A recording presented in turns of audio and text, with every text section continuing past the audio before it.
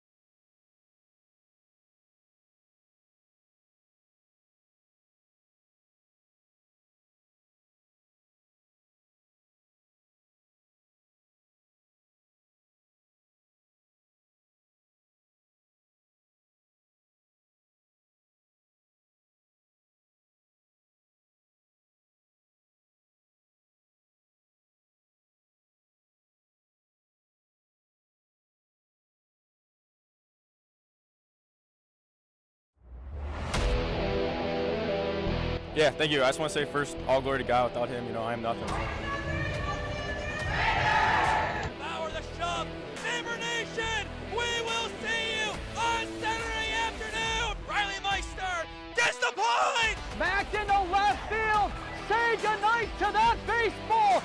This is another one. It's back to back jacks for KSU Tuscarawas. He's the point, and it's alive. Hanson pushes it over. Unbelievable. We play on. It's blocked. We're tied. We're tied. Unbelievable.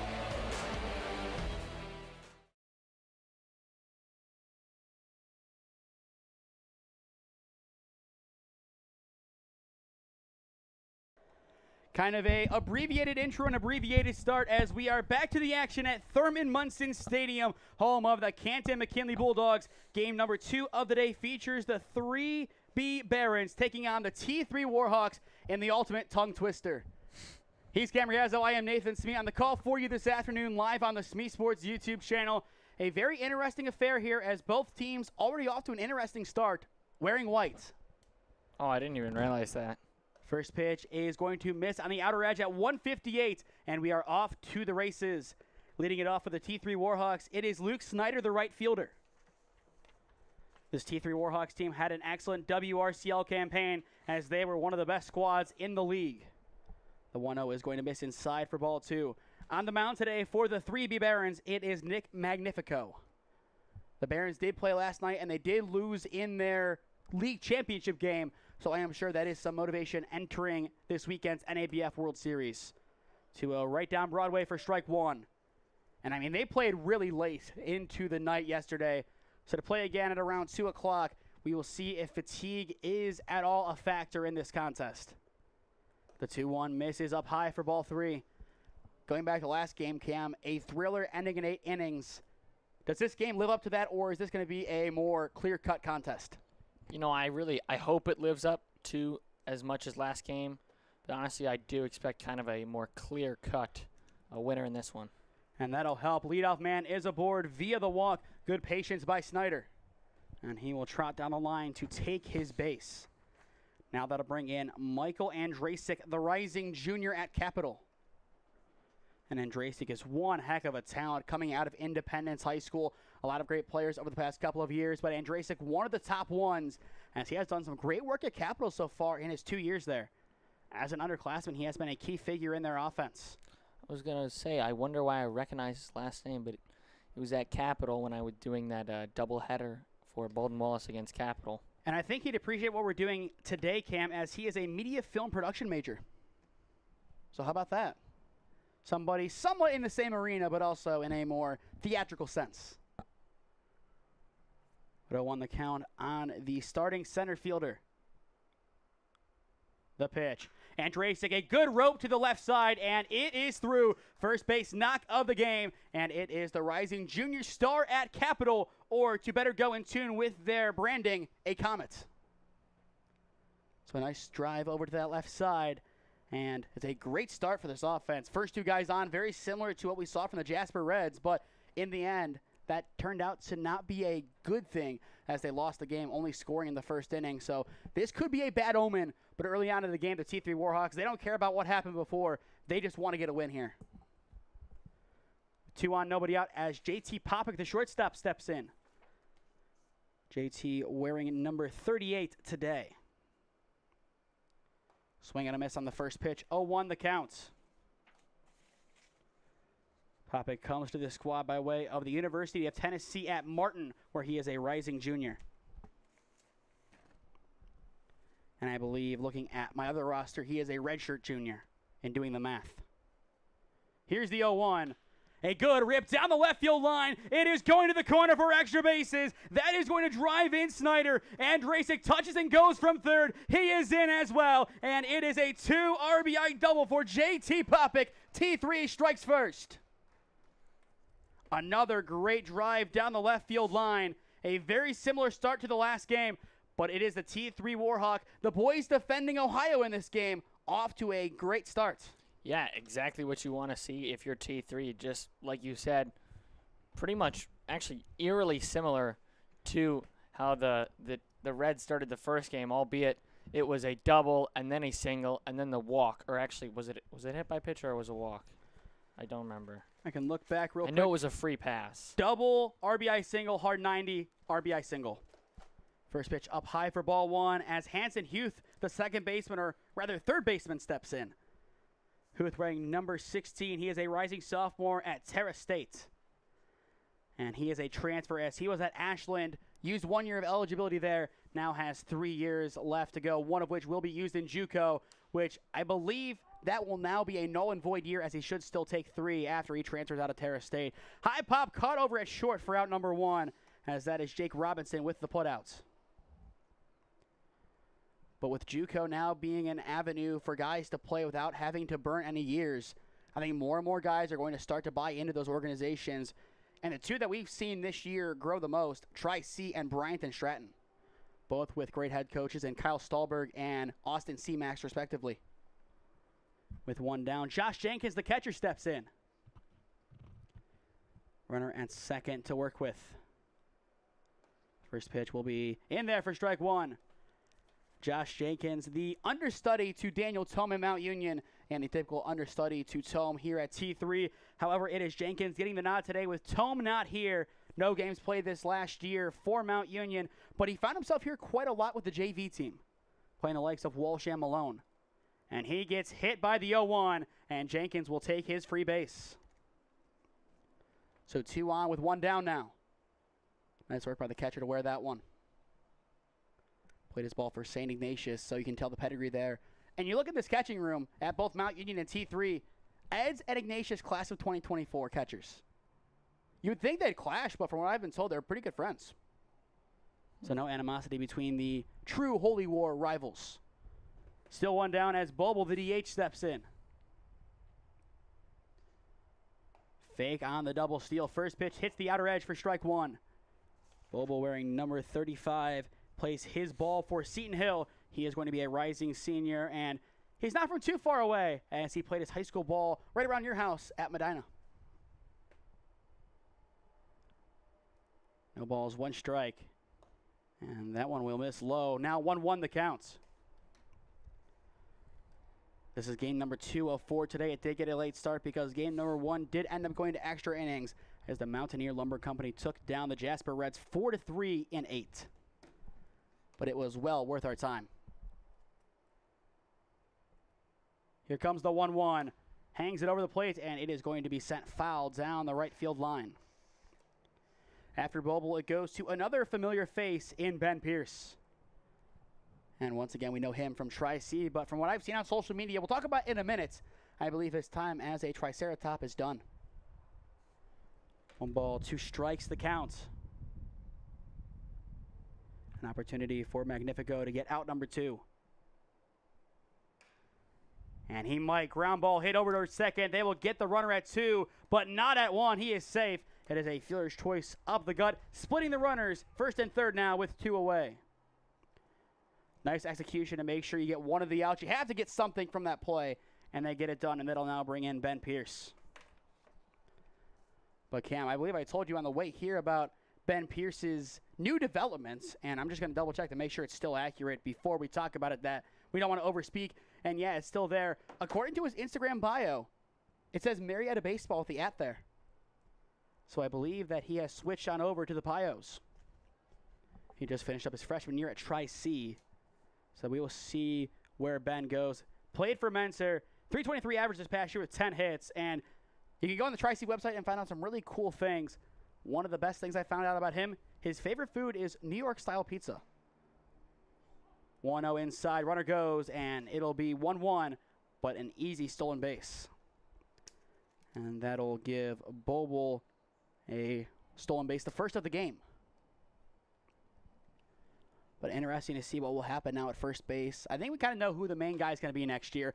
Fly ball hit over towards second base on a line, and it is caught. The side is retired. But the T3 Warhawks off to a great start in Canton as they look to defend home turf, so to speak, in Ohio. 2-0 your score, middle of 1 at Thurman Munson Memorial Stadium. You are watching the 2025 NABF College World Series on the SmeeSports YouTube channel. Experiencing pain of any kind?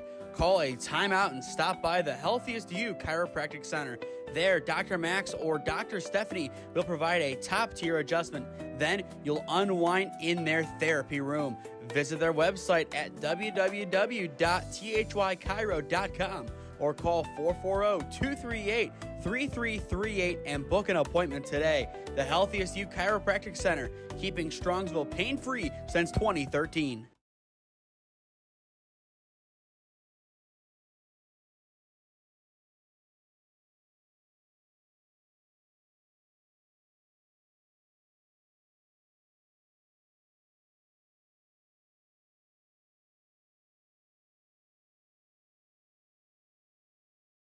Looking to get in shape and join a great community? Look no further than CrossFit Strongsville. We offer classes taught by our amazing staff of coaches. If going solo is more your speed, stop in for our open gym hours. Visit our website at CrossFitStrongsville.com to learn more and view our schedule. Visit our new location at 12608 Alameda Drive in Strongsville. Strongsville CrossFit, you're worth it. You deserve to be healthier and happier.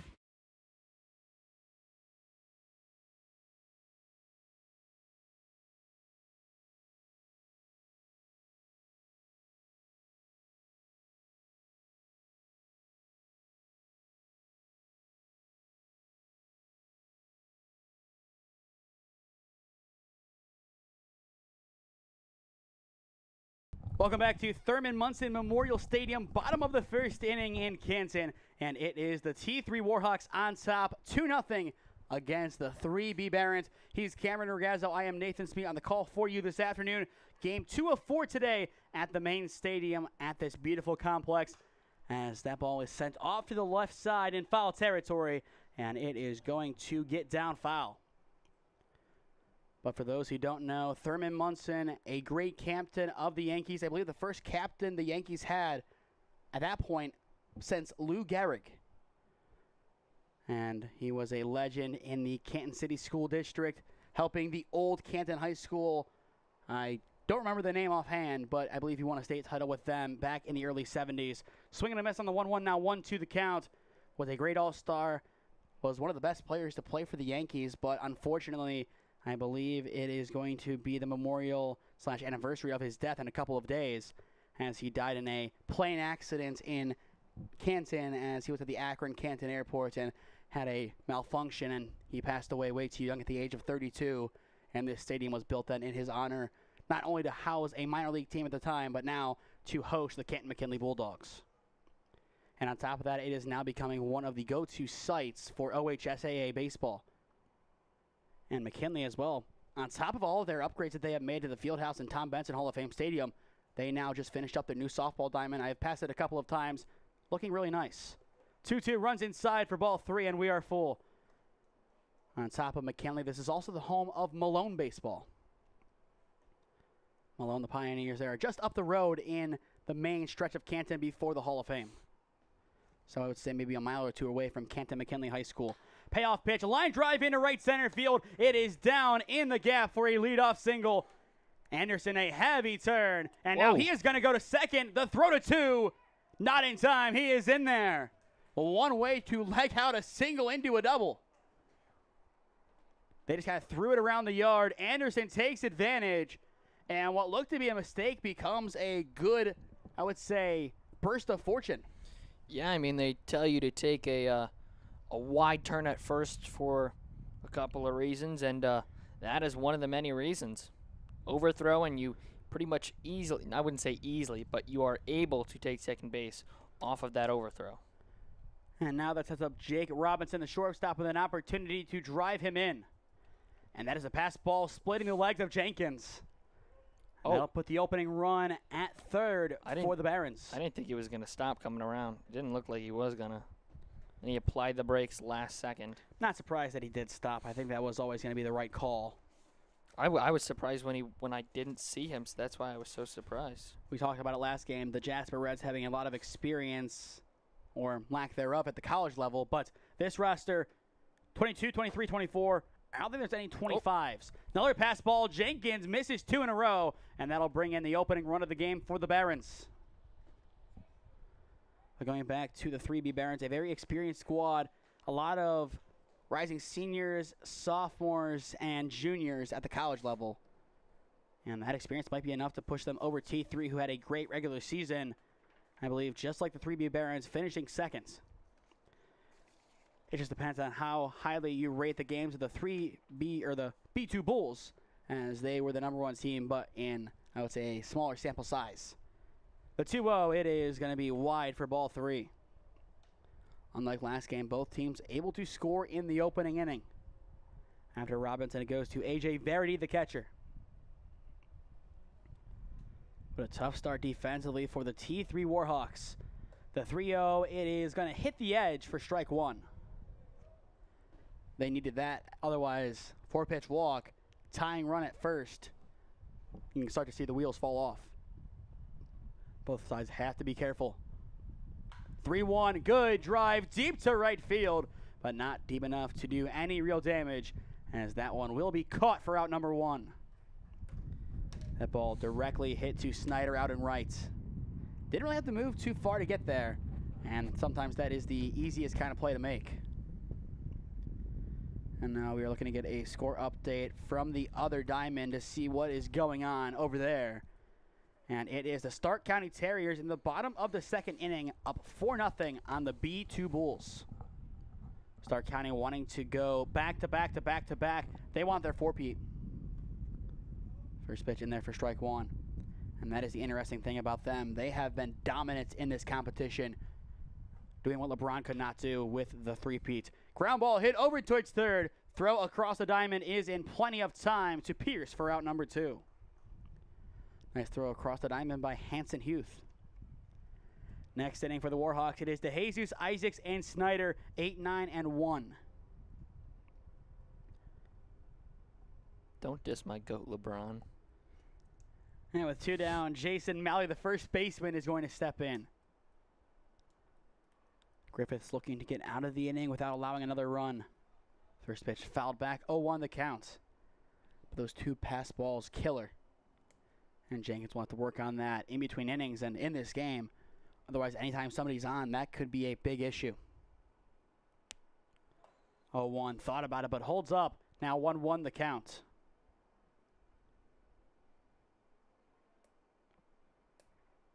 And as well, going back to the Stark County B2 game, 2 runners are in scoring position. That could come around to score for the Terriers, I believe. Or no, they're on defense, so the Bulls have a good opportunity to score. 1 ball, 2 strikes, now the count on Malley. Griffith sets and fires, breaks it in, and it is fouled back. Good work by Malley to get a piece of the breaking ball. Good movement as well on the pitch. He has been good in that department so far. Absolutely. Half the battle with a breaking ball is its motion. Here comes the 1-2 pitch. Ground ball down the left field line, and it is going to go foul.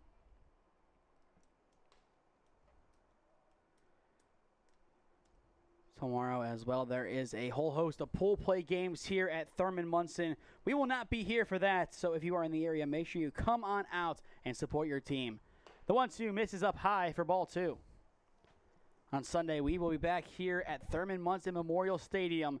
We will have the championship games, 2nd seed versus 3 seed, and then the winner takes on the 1 seed later on. A good line drive over to short, but directly to Popick, and the inning is over. Damage, though, done on a leadoff double from Luke Anderson. 2 pass balls later, he comes around to score. End of 1 at Thurman Munson Memorial Stadium. It is the T3 Warhawks up 2-1 on the 3B Barons. You are watching the 2025 NABF College World Series on the SmeeSports YouTube channel. Experiencing pain of any kind? Call a timeout and stop by the Healthiest You Chiropractic Center. There, Dr. Max or Dr. Stephanie will provide a top-tier adjustment. Then you'll unwind in their therapy room.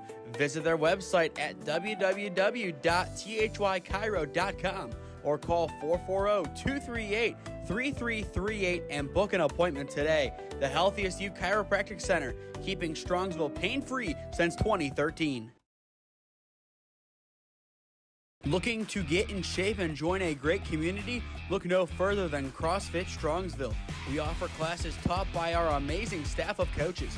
If going solo is more your speed, stop in for our open gym hours. Visit our website at CrossFitStrongsville.com to learn more and view our schedule. Visit our new location at 12608 Alameda Drive in Strongsville. Strongsville CrossFit, you're worth it. You deserve to be healthier and happier.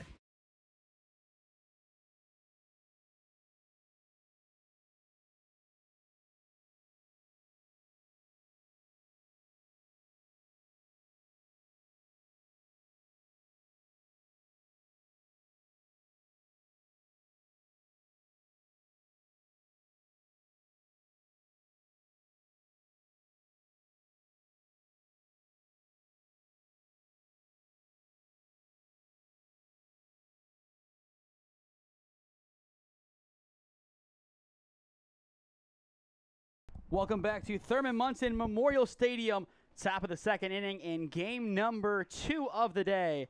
And it is the T3 Warhawks on top, 2-1 against the 3B Barons. Score update from field number 2 through 2 innings. It is the Stark County Terriers up 4-1 on the B2 Bulls. The 0-1 chopped over towards the first base side, picked up at 2, throw to 1 on the money for out number 1. And it is a quick start to the inning. No real surprise. This defense has been good after allowing those runs. They've been able to lock in and get some good plays. And this could be a sign of things to come and a sign of a game that looks exactly like the one that we witnessed about an hour ago. 1 up, 1 down as Henry Isaacs, the left fielder, steps in. First pitch, it is going to hit the outer edge for strike 1. Magnifico doing a great job this inning. I would say a good contrast to the last time out.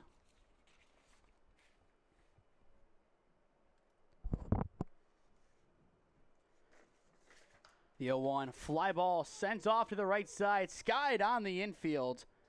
It is going to go off to the right, and it is going to be caught for out number 2.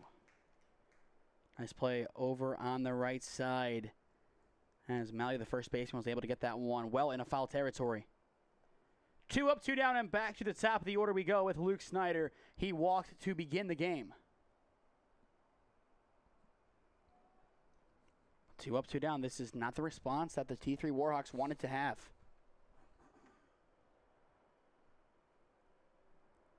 Magnifico taking his time before delivering his 25th pitch of the game, and it is going to miss for ball 1. Looking at that first game, was the Mountaineer Lumber Company performance enough for you to say that that team has a good shot of making it to the final 3? We'll get back to that one as it is hit over towards third. Throw to 1. It is going to be wide, and he is going to be safe. A wild throw over at third base, courtesy of Evans, and the inning continues. Yeah, good snag over there at third, and then, like you said, kind of tried to rush the throw and ends up pulling the first baseman off the bag. Back to your point about the Lumber Company. I mean, I feel if they're able to score their runs earlier and not make it a nail-biter I mean, not that you don't want a nail-biter, but, like, to give your pitchers some more rest and leeway and not having to go into those extra innings, I think would definitely help. But I do think they're a very good team, and I do think we could definitely see them on Sunday. I wouldn't be surprised to see them come back in the final 3 either. And a lot of that will be decided in the next game as they take on the Canton Class A squad. 0-1 swing and a miss now, 0-2. And I kind of think if they win that game, then they are, I would say, 1 step in, 1 step out. It just depends on how tomorrow goes. 0-2 the count. The pitch. Good drive into center field, and it is going to fall. It's a 2-out single for Andrasic. He is now 2 for 2 on the day. He's doing a pretty good job this game, putting the ball in a good spot. And now that sets up Popick, who had a 2 RBI double his last time up, to come back in and do the same here. J.C. Popick, once again, a rising redshirt junior at the University of Tennessee of Martin. He played his high school ball, though, not too far away from here at Louisville High School. And he has been around the grounds. He came to the University of Tennessee of Martin from USC Sumter, and he came to there via Akron. High pop-up off to the right side. Ooh. And he just ran right into the fence, and he did not get it. And they got rung up by the fence, and he does appear to be okay, but that was a heavy hit. Usually you tell them, hey, there's a fence there. I don't know if that was communication breakdown. Verity was trying to say it. And I think that's what he's trying to tell his coach. But I think he signaled, okay, you're about to run into the wall, and he just ignored it. Count now 0-1, and we'll see if Malley is okay. I'm sure at least a little bit shaken. At a minimum. Even if he's not going to show it, that's going to sting. No balls, 1 strike the count. The pitch. Good drive down the left field line, and he is going to do it again. Another big drive to left field. It is another 2 RBI double. Nicely done by Popik. And just like that, the Warhawks have 4 now. All 4 coming from Popik. Consistency. Back-to-back 2 RBI doubles. It doesn't get much better than that. And it just hits off the wall in the corner. Just like the T3 Warhawks are off to the races, he is off to the races in our leaderboard for Player of the Game presented by CrossFit Strongsville, which will be announced when this game is over. But if he can keep swinging the bat like that, then I think there's a good chance that we do crown him with that honor when this one is all said and done. Still 2 down. Huth now steps in. Takes the first pitch for a strike. 0-1 the count. Well, for T3, what a start for them. The offense, it got going quick, and that's what both teams lacked in the last game. Not at all lacking in this one. Runner's going to fake, get a good secondary. 0-1, I believe they're going to call that a strike. So count now 0-2. I would say it's close, but I don't know if that would have been the call that I would have given there. Magnifico trying to work out of the inning after once again allowing a big hit to Popik. Here comes the 0-2. It is blocked for ball 1. Nice work behind the dish by Verity to keep it in front. Peering on over to the other field, it does appear 4-1 is still the score. The Stark County Terriers on top of the B2 Bulls. Runner at second, 2 down. The 1-2 pops up, and it is going to go over the awning. And I think that ended up clearing the stadium. I believe so, because we would hear a loud bang otherwise. Maybe somewhere above us.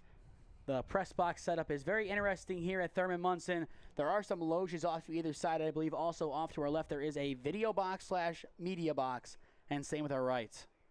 The 1-2, good drive deep to left center field. Looks like it's going to die quicker than expected, and it dies in the Bermuda Triangle, so it's an RBI single for Hanson Huth.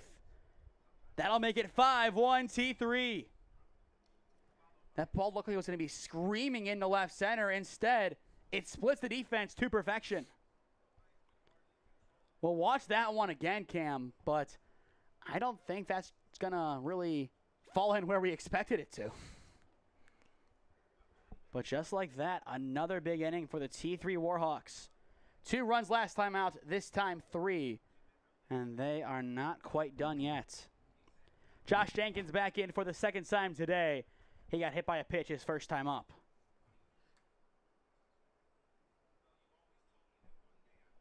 The pitch. It is right down Broadway for strike 1. Jenkins did have a couple of mistakes in the bottom of the first inning, but now a chance offensively to make amends and get some redemption.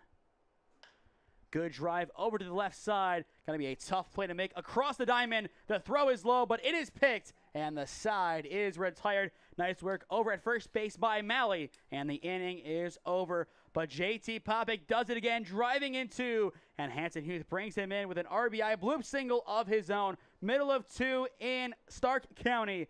It is going to be the T3 Warhawks up 5-1 on the 3B Barons.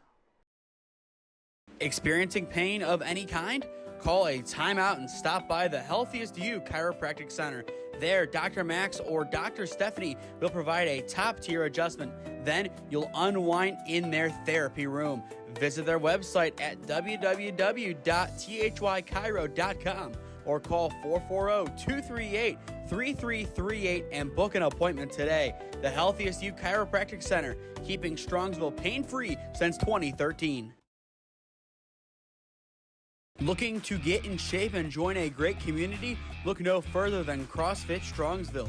We offer classes taught by our amazing staff of coaches. If going solo is more your speed, stop in for our open gym hours. Visit our website at CrossFitStrongsville.com to learn more and view our schedule. Visit our new location at 12608 Alameda Drive in Strongsville. Strongsville CrossFit, you're worth it. You deserve to be healthier and happier.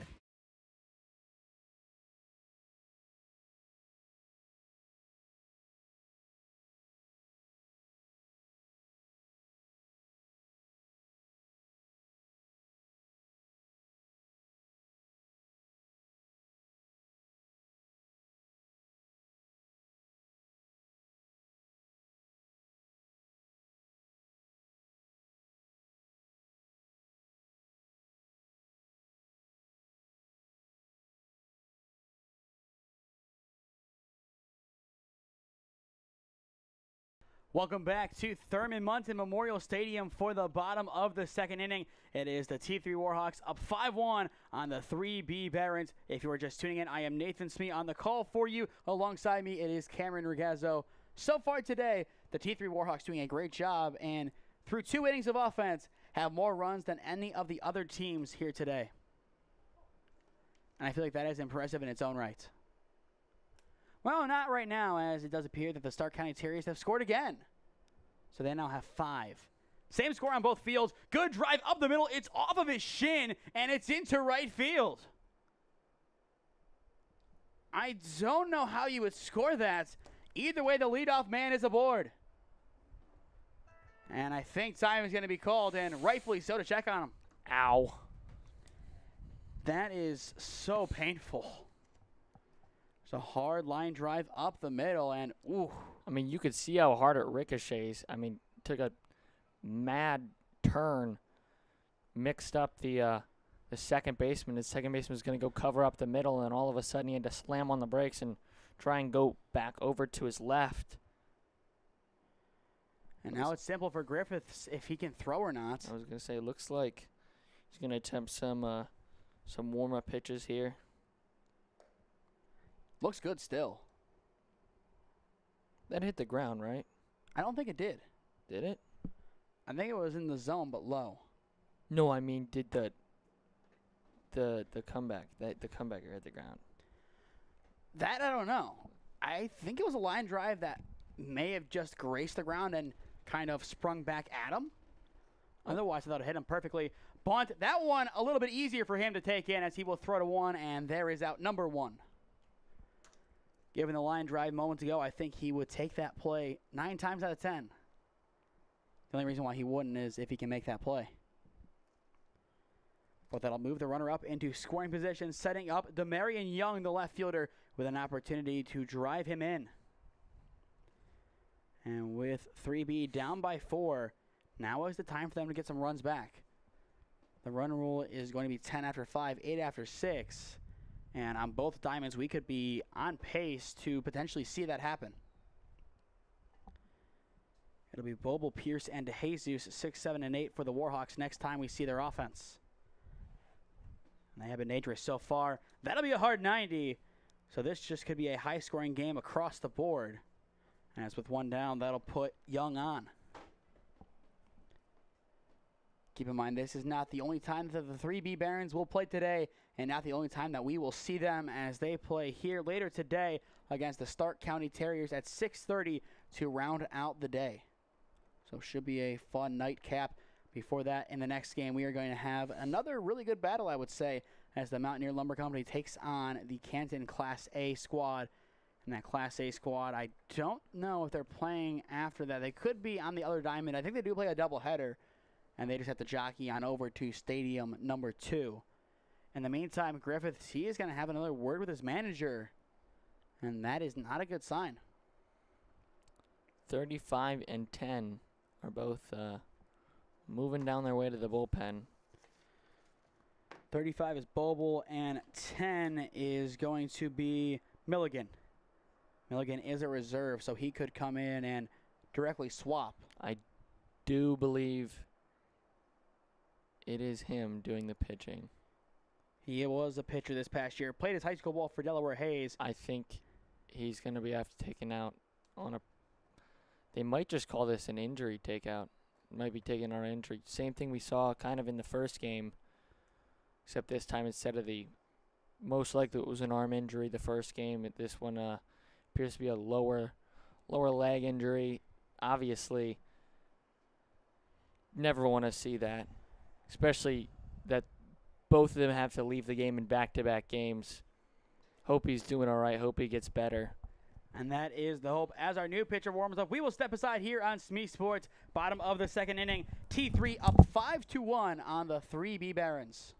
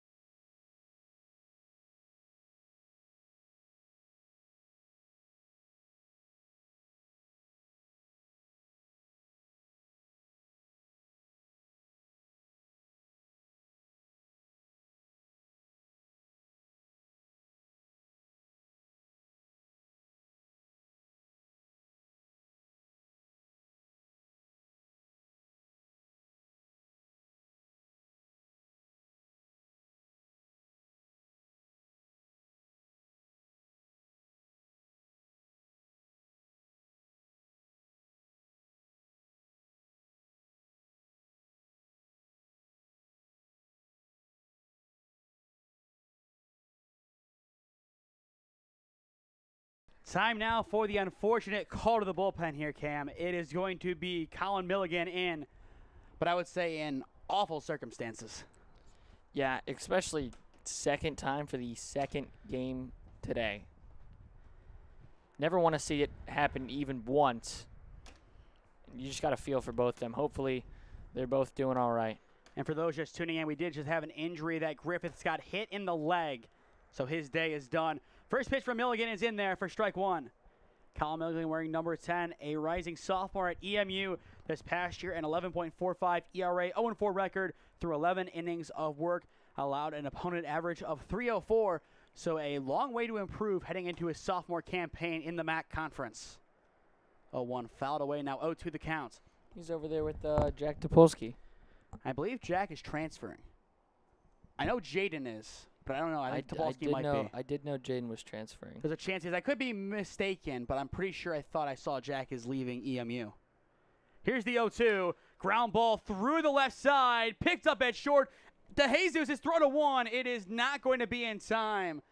But one heck of an acrobatic effort to even get it over there. And that will load up the bases. Just nicely placed. And sometimes all it takes is a nicely hit ball, and your offense is back in business. The Barons, they might be down by 4, but they're bringing up the tying run now. And it is going to be Ragazzo stepping in to try and bring them in. Bases loaded, bottom of 2, 1 down.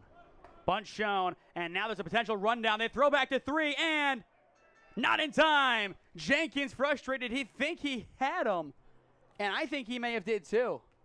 That tag was questionable. It was close. The coach is going to come out and check on, ask if the home plate umpire had a better view or not. So I think that leg was kind of just up there in the air, and that's what the appeal was going to be. But I guess they're going to say it just missed him. And Jenkins frustrated, but we'll have to try it again. That is the danger of being that aggressive down the base path. Count 0-1 on Ragazzo. And now it is another pass ball. Jenkins can't get to it, and that'll bring in run number 2 of the game for the 3B Barons. That time more of a wild pitch. The third ball that has gotten past Jenkins today, and each of them has costed him a base. That is something that he will have to look into in between the innings, as if that keeps happening, we're going to be in for a long offensive game. And we are not going to be bailed by a time limit either. It's going to be a dogfight to the end. The 1-1 misses high for ball 2. So 2 on, both in scoring position, 1 down. And the 3B Barons down by 3. An opportunity to cut the deficit to 2 or 1. Here comes the 2-1. Right down Broadway for strike 2. After Ragazzo, we go back to the top of the order with Luke Anderson, who doubled his first time up. So not at all a bad spot in the order for the 3B Barons. Here comes the 2-2 pitch. Swing and a miss. 2 down. Good work by Milligan, elevating that fastball, getting the strikeout, and that'll be the first strikeout for either pitcher today. Back to your point earlier, I have done my research, and Jack Topolsky is, in fact, in the transfer portal. I believe I did see that, so there you go. And he hasn't been picked up yet, so now it's kind of a scary time. Nowhere to go. We'll see what happens. And that one will skip right of Jenkins, and that'll bring in another run. Make it 5-3. All 3 runs have scored on a pass ball or a wild pitch. You got to feel for Jenkins. Could have had that one out down at third, didn't get it. And then 2 missed blocks. Now 1-0 counts. Simply put, if you are 3B, your goal is to clear the bases, and one more pass ball would do the trick. 1-0 will connect on the outer edge. Now 1-1 the count. We saw that outside strike called a lot in the last game, but I wouldn't say we're seeing it as much this game, but I still think it's a relatively important factor to look at. And we'll see if Milligan tries to attack the outer edge again. The 1-1 this time goes up high and misses.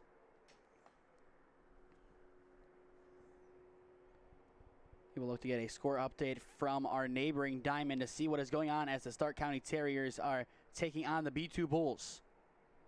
And that is going to be a game that is important to watch. 2-1, it is in there now. 2-2 the count.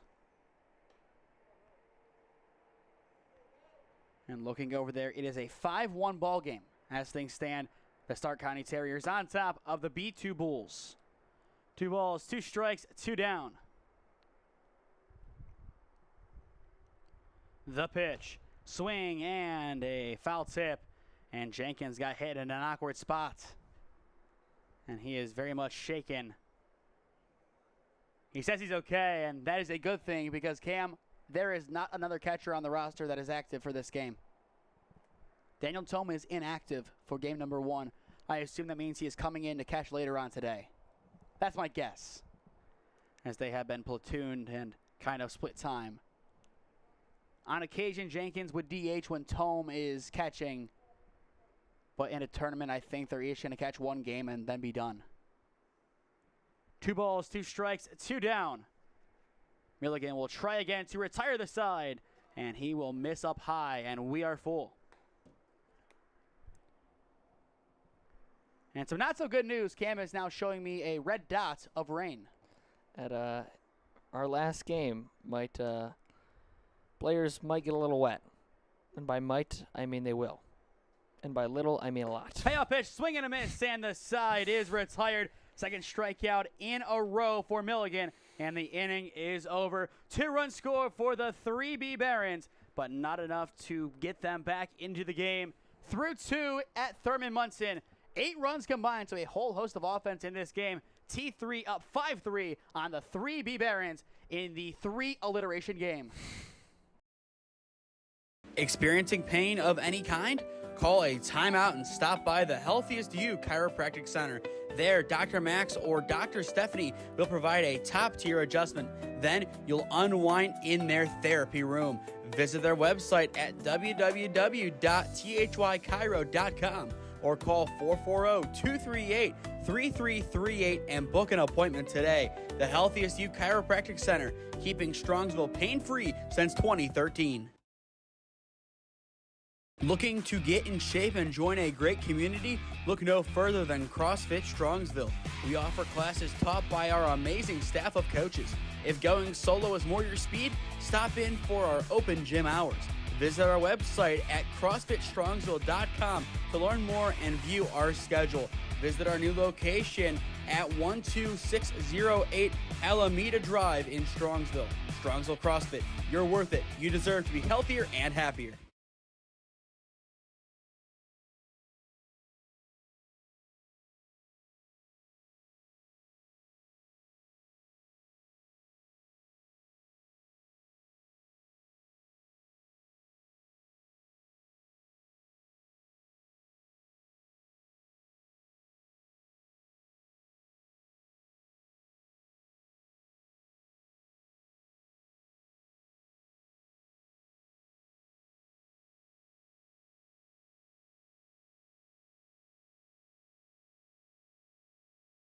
Welcome back to Thurman Munson Memorial Stadium, top of the 3rd inning. It is the T3 Warhawks up 5-3 on the 3B Barons, and what is once again the 3 alliteration game. So many threes to throw around, Cam.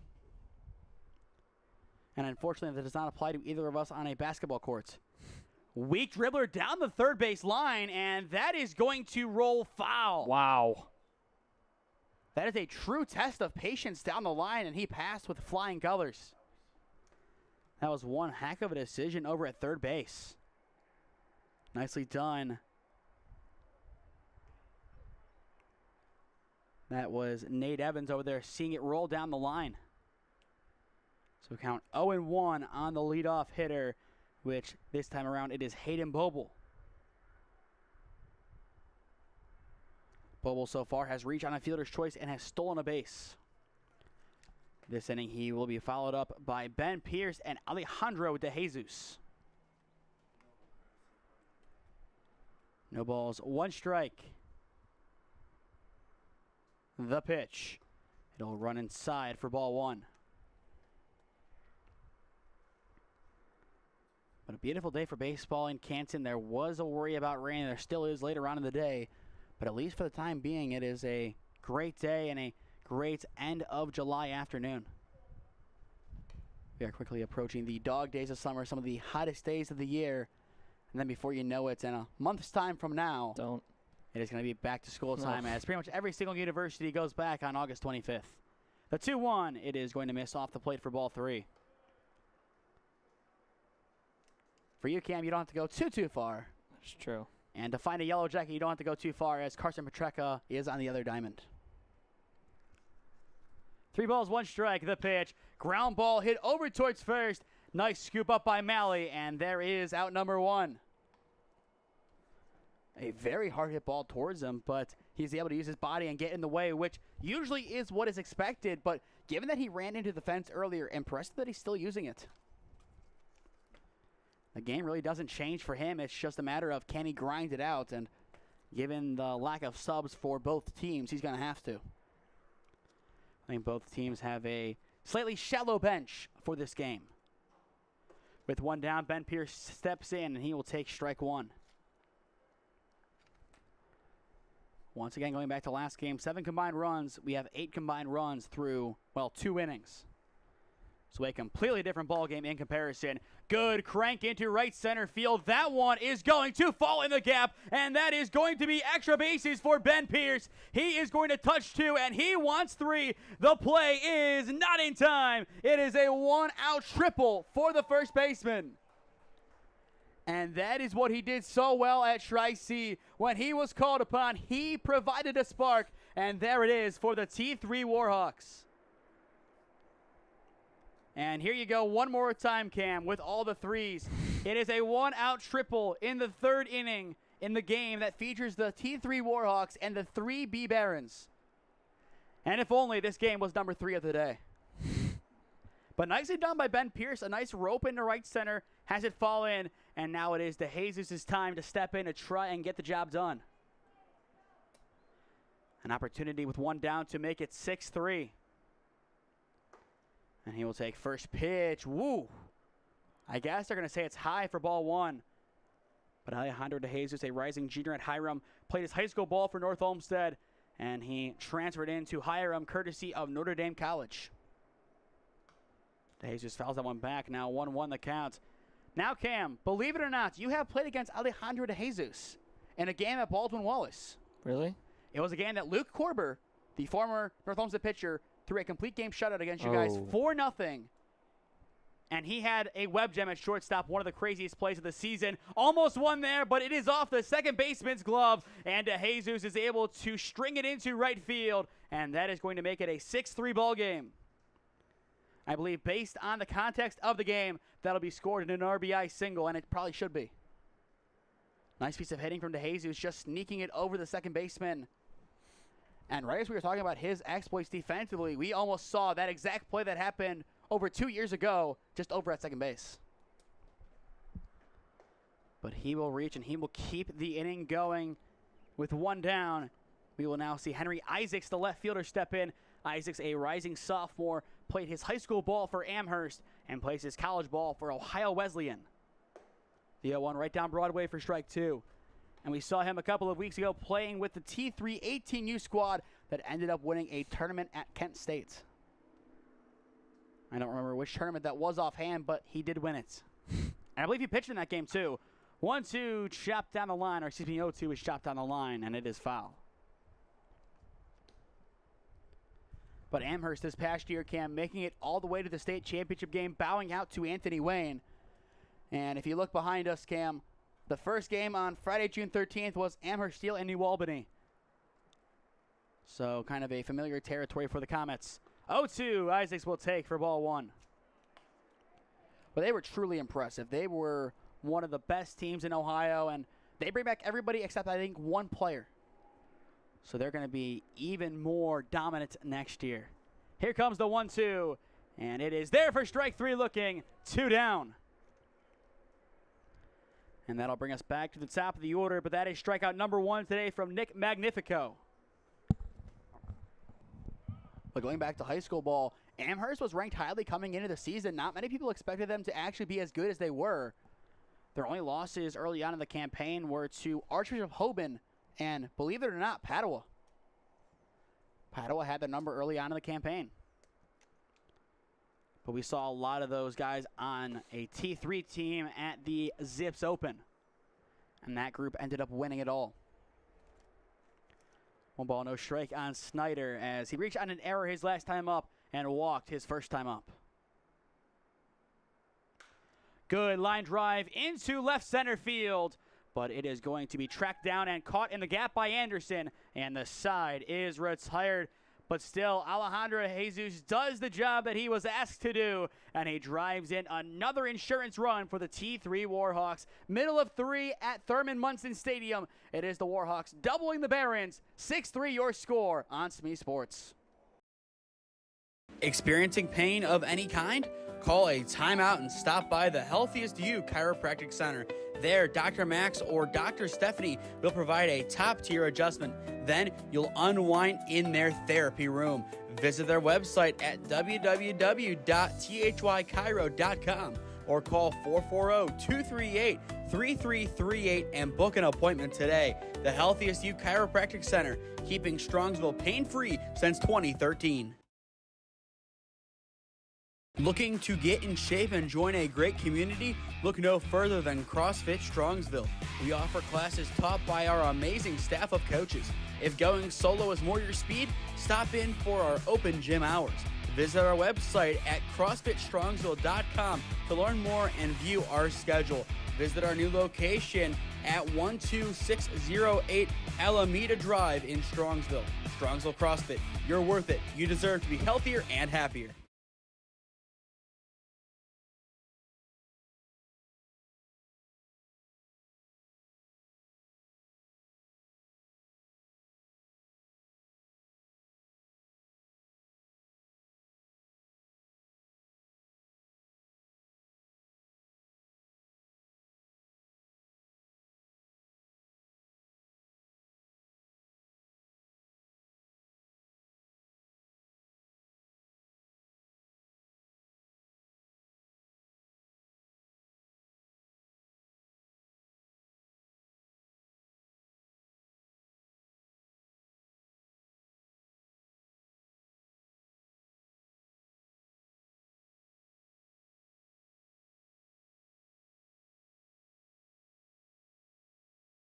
The 3B Barons looking for an offensive answer in the bottom of the third inning. 6-3 your score, T3 on top of the Barons, as this game has been a high-scoring affair thus far.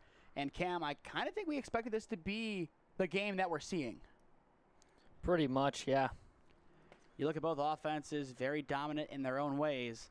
And the T3 Warhawks doing just a little bit more than the Barons, at least so far. This game far from over. We saw last time out the Lumber Company down throughout the entire game. But in the end, they got the job done and got one of the bigger wins in this tournament's history, as they made one of the best comebacks that you'll see. 1 ball, 1 strike the count on Jake Robinson. That pitch well out for ball 2. The sun has come and gone throughout the day at Thurman Munson Stadium. When we got here, it was definitely a scorcher, but it was still pretty cloudy. I think we did hit a little bit of rain on the way down, but maybe just a drop or two in Akron. Nothing crazy, but when we got here, we got to see the beautiful diamond, the beautiful facility, and it is truly one of the best fields and stadiums in the area. And the press box, I believe, recently done as well, and you can tell. One of the nicest features of this facility. Here comes the 3-1, and it is up high for ball 4. Robinson, the leadoff man, now aboard. Going back to last inning, Joey Griffiths, the starting pitcher for the Warhawks. He was taken out of the game due to injury. And how does that change today now for him and for the Warhawks? Because that's one extra pitcher now that they've had to use that they didn't plan on. Yeah, I mean, it definitely throws a wrench in their plans. Obviously, not what you're expecting to see. Obviously, not what you want to happen either, but it's kind of just how it's gone, and they got to try and work around it now. And it is Robinson who's on first, then Verity and Malley. So 2, 3, and 4 this inning, at least for the Barons. First pitch to Verity is a strike. 0-1 the count. The catcher so far today, 0 for 1 with a ground out to third. Once again, this is a field of 7 tournament that goes down to a field of 3 on Sunday morning. The 2 seed takes on the 3 seed in the semifinals, and then the number 1 seed takes on the winner in the championship game that is to follow.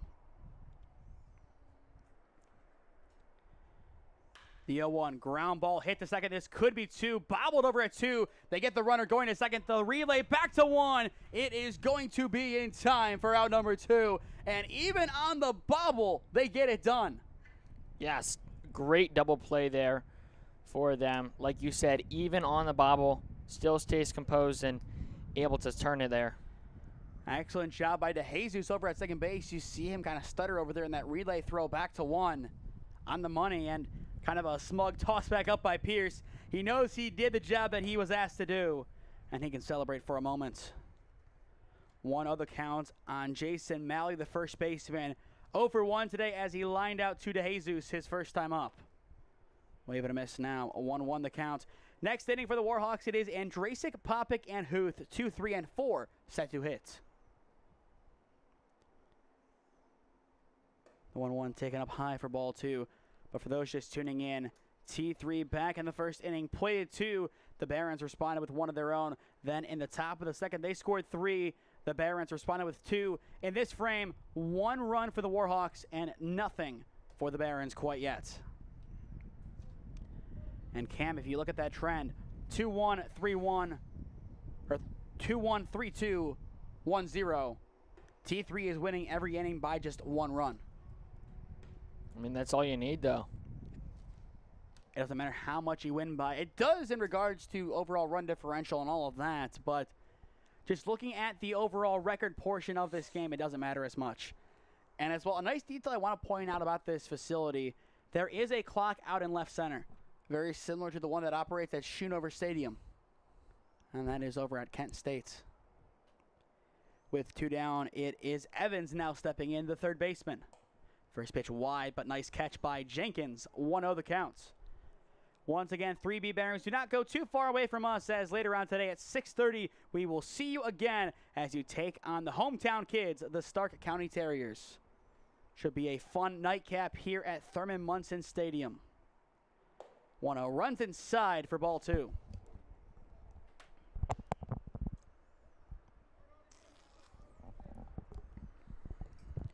Once again, bottom of the third inning, 1 runner on, 2 down. T3 up 6-3 on the 3B Barons. Swing and a miss on the 2-0 now. 2-1 the count. Good response by Milligan. He didn't expect to come into the game this early, but Cam, for a guy who got called out of the bullpen rather rapidly, he's done a great job. 2 balls, 1 strike. The pitch, it is in the dirt for ball 3. After Evans, it goes to Troy Bachman. Bachman is the starting right fielder.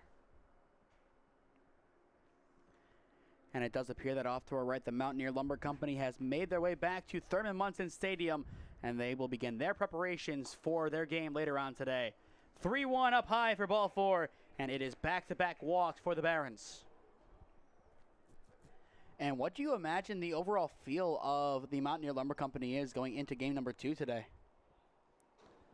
I mean, they got to feel pretty good, right? They came back with that walk-off winner back in game 1. You got to have some high spirits going in, but you're looking to probably have a less stressful game 2. You're looking to try and get out to an early lead and kind of just cruise, maybe even hit the run rule and try and get out of here, go home early, being up 2-0 and trying to come back tomorrow and do the same exact thing.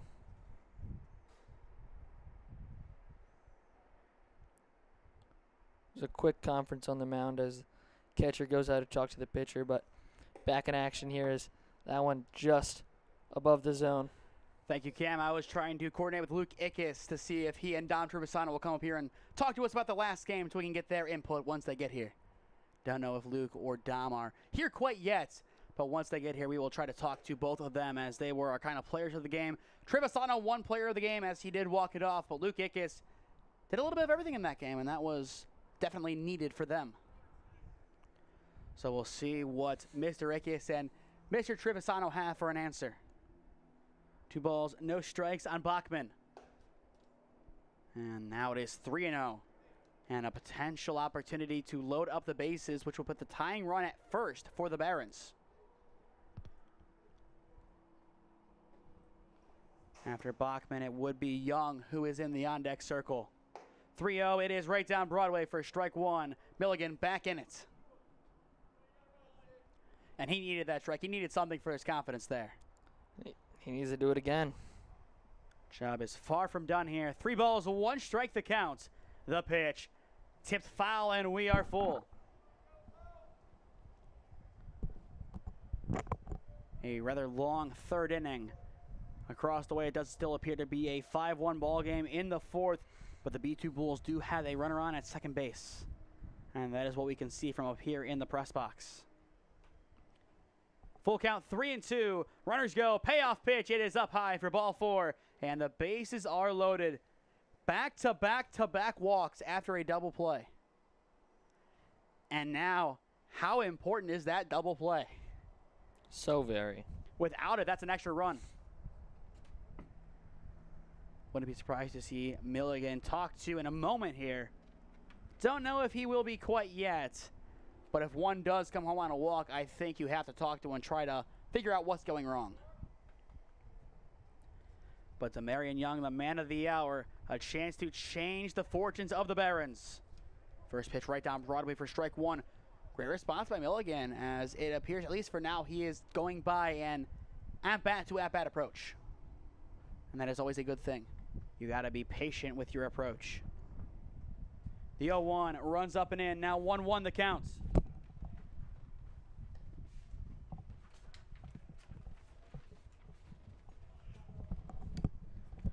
The wind definitely starting to pick up here at Thurman Munson Stadium, and that could impact the game, especially on a lot of fly balls. The 1-1 mixes up high for ball 2. But Cam, I think you agree, a beautiful day for baseball. Absolutely. And to add on to the madness of the threes, it is officially 3 o'clock. Why not one more thing for good measure? 3:03, by the way. Oh, no. 3:33 is the ultimate boss here, though. 2-1. It is going to connect for strike 2. And all of a sudden, Milligan is 1 strike away from getting out of a very challenging inning. To allow nothing here would be big for the T3 Warhawk defense. 2 balls, 2 strikes, 2 down. Milligan sets and delivers. And he is going to miss. And we are full. Dare we say the most impactful pitch of the game upcoming? I would say so. 3 balls, 2 strikes. The runners will be off on the delivery. And this could be a big turning point. The payoff pitch, driven foul, and it is going to go over the stadium. A couple of foul balls have found their way into the parking lot behind us. So the count will remain full, 3-2. Runners on all the way around the horn. Payoff pitch again. Similar spot this time, a little more shallow. But the same result, it does clear the stadium again. Haven't seen that all too much, but when we have, it has been, I would say, convincing. Yeah, because if not, there's a loud thud.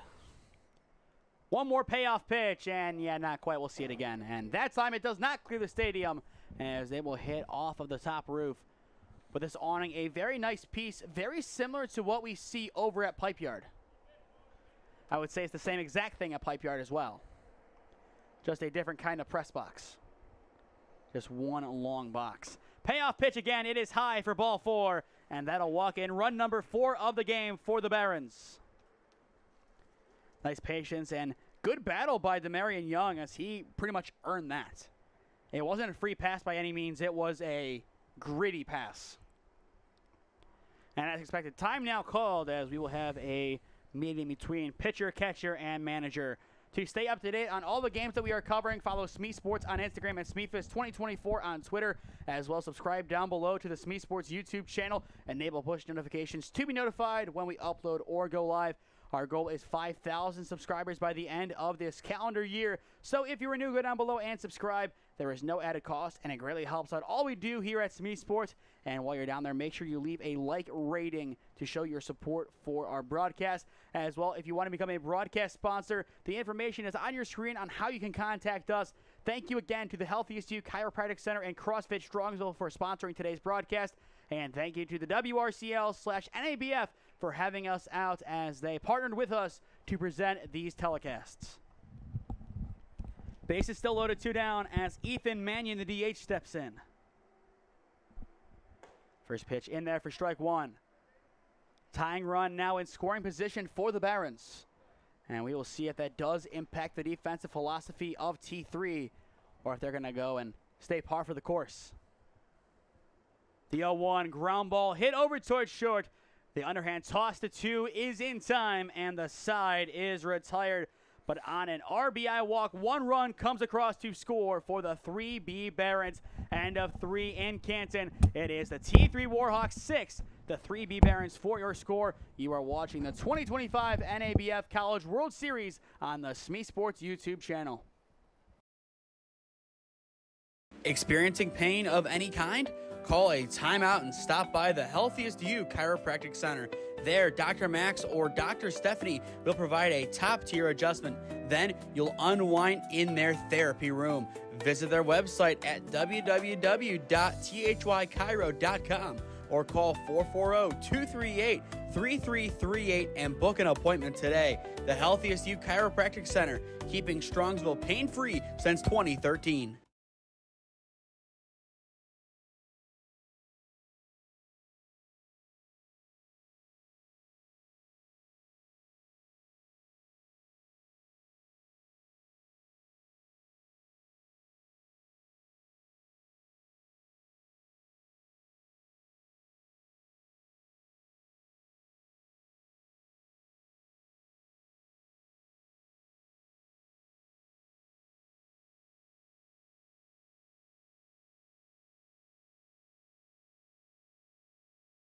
Looking to get in shape and join a great community? Look no further than CrossFit Strongsville.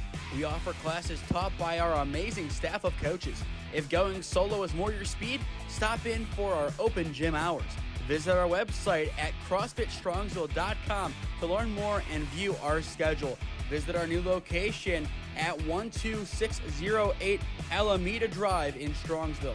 Strongsville CrossFit, you're worth it. You deserve to be healthier and happier. 3 innings complete in game number 2 of the day at Thurman Munson Stadium. It is the T3 Warhawks up 6-4 on the 3B Barons. As well, we did hear back from Luke Ickes, and he, along with Dom Trevisano, plan on coming up to the press box, hopefully after the bottom of the 4th inning. So we will talk to them in between innings to get their thoughts on game number 1, and on top of that, kind of hear their expectations heading into game number 2 as one of the teams standing at 1-0 through 1 game of pool play. 2-0 the count to begin this inning for the Warhawks, as it is Michael Andrasic back in. He is 2 for 2 so far in the game. The pitch. It is going to miss low for ball 3. That is pitch 58 for Magnifico. Has stayed in the whole time, but his day might be coming to a close soon. Andrasic playing the patient game here. The 3-0 takes it low, but in the zone for strike 1. And that's the kind of pitch that'll keep you in at bat. You kind of give that in-betweeny pitch. He's not going to swing. Put it in the zone somewhere he can't hit it even if he wanted to, and work from there. 3-1 also running inside, and it will connect. And there is exactly that sentiment on display. That's how you do it, just kind of perfectly nuzzle it in there. And we are full. 3 balls, 2 strikes. The payoff pitch popped up, and it is going to go foul.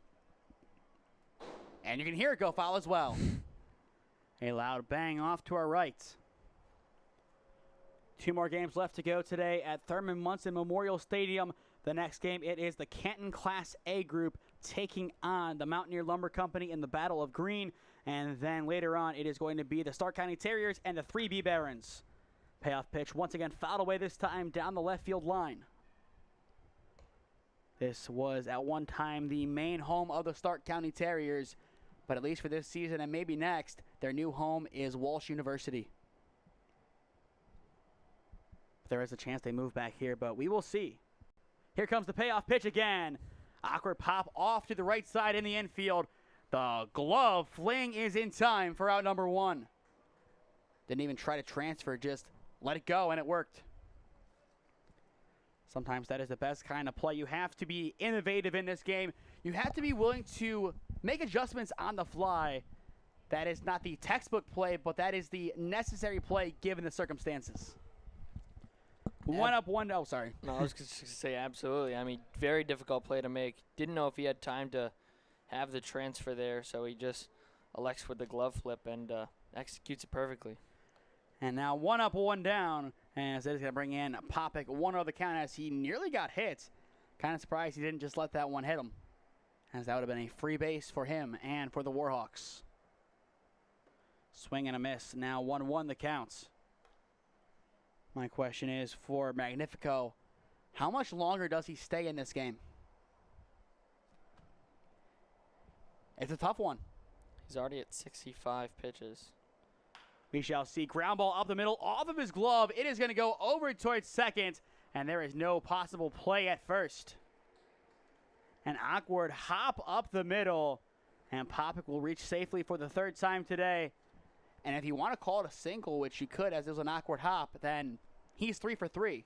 Yeah, two doubles, 4 RBIs, and a single. When you put it like that, that single seems very anticlimactic.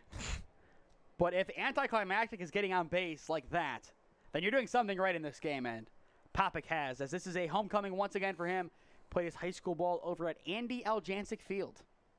Andy Aljancic, one of the eldest, if not the eldest, in the lineages of Aljancics, not only in basketball and baseball, but also in football over at Louisville.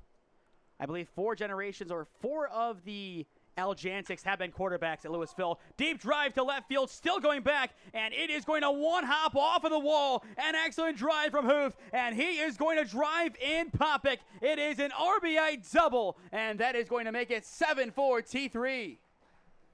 What a drive by Huth. The offense, it is back, and the power continues to steal the show. Yeah, just an absolute smash, and it one hops off the wall, like you said, and I mean, the hit rates just keep rolling. But that kind of swing is what will separate the good teams from the great teams. And I feel like that makes T3 one of the better teams in this competition. We expected it coming in, but if they can carry this through the next 3 games after this, then there's a good chance that we will see them again on Sunday. First pitch to Jenkins. It is going to, I believe, be a strike. The board out in center, not reset for it. So we will see. And on top of that, we will see what the pitch count is now.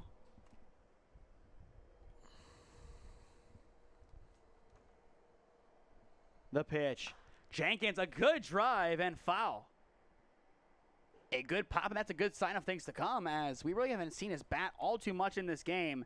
He grounded out, and he has been hit by a pitch. Some more of just kind of letting things happen around him.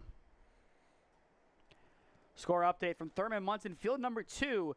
Middle of 5, it is Stark County, up 5-2 on the B2 Bulls. So a relatively similar affair over on field 2. Good drive to the left side. Jenkins places it perfectly in left field, and they're going to hold up Huth at third. It is a nice base knock for Josh Jenkins. And that'll put runners at the corners, and still 1 down. And he needed that after kind of a tough afternoon behind the plate. That is a good step in the right direction for Josh Jenkins and this offense, as they can have a big inning here that pretty much puts this game to bed. Absolutely, but after this big inning, they cannot allow the other team to come out and score immediately. They have to play some good lockdown defense and get 3 quick outs, but still don't want to be out of this inning yet. They throw home on the stutter, and it is in time for out number 2. Nicely done. And that'll, I believe, put 2 on with 2 down, but in different spots. An awkward fielder's choice, as I don't think he expected him to go home, and when he did, it was an easy play for the pitcher Magnifico to make. And with 2 down, that'll bring in Ben Pierce. He had a triple last inning and then eventually came around to score on an RBI single from Alejandro De Jesus. And it is De Jesus in the on-deck circle. First pitch, it is in the zone for strike 1. A lot of good framing today from all 4 teams that we have seen so far. And as well, throughout pool play, we are going to see 6 of the 7 teams in this tournament. The only team that we do not see is the B2 Bulls. The 0-1, it is going to bounce in, and it is going to just slip behind. And there is no action, and I think part of that because the umpire was right in his way. Yeah, I was going to say, I just don't think the runner on second knew that the ball got away. It looked like one of those trap ones that you kind of fake it. Where's the ball? Where's the ball? Well, it's in my glove, and you're fooled. That's what it looked like, at least from here, but in actuality, he did lose it for a moment, and in the end, he was able to find it again. Count now 1-1.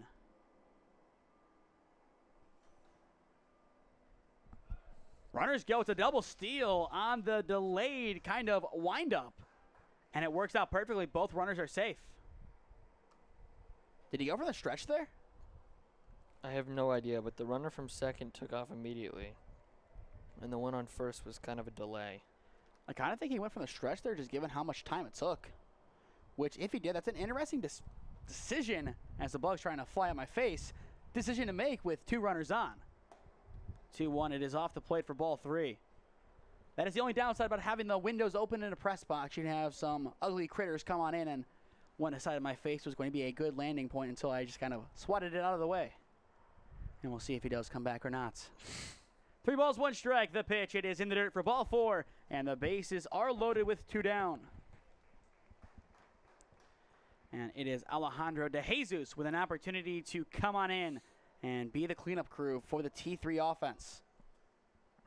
Up by 3, nothing yet this inning. This is a chance to put them in the right direction towards getting to a potential run rule. The next game, keep in mind, is scheduled to get underway at 4 p.m., and I doubt that is going to happen. This game would need to be done relatively quick to make it even remotely close. De Jesus takes strike 1, up and in. 3:18 right now, so T3 would need to score a whole host here and then make it a 10-run lead entering the 5th and go from there. 0-1 will back him out now. 1-1 the count. And the difficulty of going for the run rule here, it's quite simple. You're the away team. You don't have the luxury of last ups. You would have to get the runs in place and then hope the other offense doesn't respond. Here comes the 1-1. It is going to miss up high for ball 2. You got to think they're making the call of the bullpen soon. I mean, already 80 pitches. You walk the last guy. You're already down 2-1 on this guy. I feel like you have to at some point, but nothing concrete yet. Here's the 2-1. Swing and a miss now, 2-2. Like, even if he gets out of it, like already 80 pitches, you probably didn't think he was going to throw this long anyways. Obviously, wasn't the intention for the injury, but it's what happened. So now 2 balls, 2 strikes, 2 down. The pitch. Good drive into right center field. It is down, and that is going to bring in at least 1. They will send a second home, and he is in there standing. It is a 2 RBI single for Alejandro De Jesus, and that is going to make it 9 for T3. A nice drive into right center field, and De Jesus now with 3 RBIs, and it is back-to-back RBI singles for the second baseman. He has been outstanding for this offense and the defense at that point today. So now a 5-run lead for T3. The run rule is 8 after 6 or 10 after 5. And this puts them in a good spot to potentially hit that 8 after 6. I mean, if they get the next 2 guys in, that would make it 11-4, and you'd be 1 run away from it, and you'd have some time to get there. But it also hinges on the defense holding up their end of the bargain. So far in this game, the 3B Barons have scored in every inning. The only half inning without a run, it's just not on the board. It was 2 then 3. Yes. So every half inning, there has been at least 1 run in this game. And that has given us a combined 13 runs of offense. 2-0 in the zone for strike 1. But a very interesting first day so far at the NABF World Series. So far, it is looking like a lot of the WRCL teams are going to be the ones that control their own destiny heading into game kind of day number 2. You can go with the soccer thing where even if you play 2 games in one day, it's match day 2. But a 3-1 counts. An opportunity for the bases to get loaded up once again, and that would set up Snyder. And not quite. It will just nip the bottom right corner. Isaacs will have to stay in. And we are full. 3 balls, 2 strikes. 87 pitches as well, Cam. This, I believe, will be it. I would at least assume it is. And that is kind of an IQ play as he looked them back right as they were getting ready to go. Runners are off, and why not take advantage of that and get an extra stride? Runners go, payoff pitch, sent into right center field, and it is going to be caught, and the side is retired. Nicely done out in center field by Anderson as he was able to easily track that one down and make the play. But it is yet another good inning for the T3 Warhawk offense as they are able to plate a couple of runs. And this is how they operate. A great offense that strikes very often in these games. Middle of 4, the halfway point of game number 2. It is the T3 Warhawks 9, the 3B Barons 4. Your score on SmeeSports. Experiencing pain of any kind? Call a timeout and stop by the Healthiest You Chiropractic Center. There, Dr. Max or Dr. Stephanie will provide a top-tier adjustment. Then you'll unwind in their therapy room. Visit their website at www.thychiro.com or call 440-238-3338 and book an appointment today. The Healthiest You Chiropractic Center, keeping Strongsville pain-free since 2013.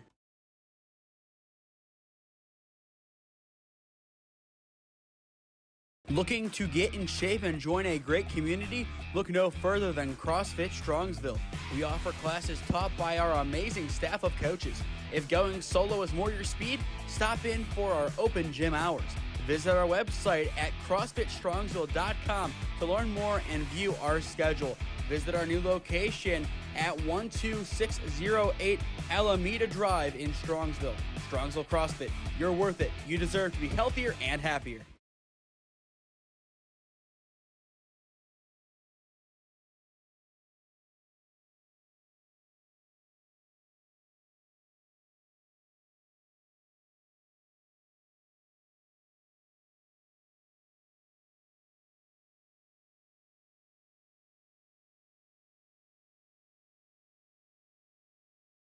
Welcome back to Thurman Munson Memorial Stadium, bottom of the 4th inning, and it is the T3 Warhawks on top, 9-4 your score. Cam, so far this group impressing and doing, I think, a lot better than we thought they would be doing, especially given the adversity of their pitching situation. For those just tuning in, Joey Griffiths, the starting pitcher, out early in this game due to injury. Yeah, unfortunate to see him go, but really, I mean, they've definitely missed him, but also in the same time, he's done pretty good. Count out 2-1, the pitch. It is up high for ball 3. A relatively high pitch count for Milligan, but I think he is going to be trusted to at least get them into the 6th inning, and then from there, they might bring in a third arm to try and close out this game. 3-1, it is low for ball 4, and the leadoff man is aboard with a walk. Once again, Cam, every single half inning thus far, we have seen at least 1 run. The question is, will that continue into this inning, or is that streak done? Based on the leadoff walk, that does kind of open the possibility to see another inning just like that. And now with the leadoff man aboard, we go back to the top of the order with Luke Anderson. Runner will go, pitch is wide for ball 1. Throw down to second. It is in time for out number 1. It is an excellent throw from Josh Jenkins. And the Mount Union Purple Raider gets the job done behind the dish. Right on the money. That time there was no doubt, and that is making amends for the one that he thought he had earlier on.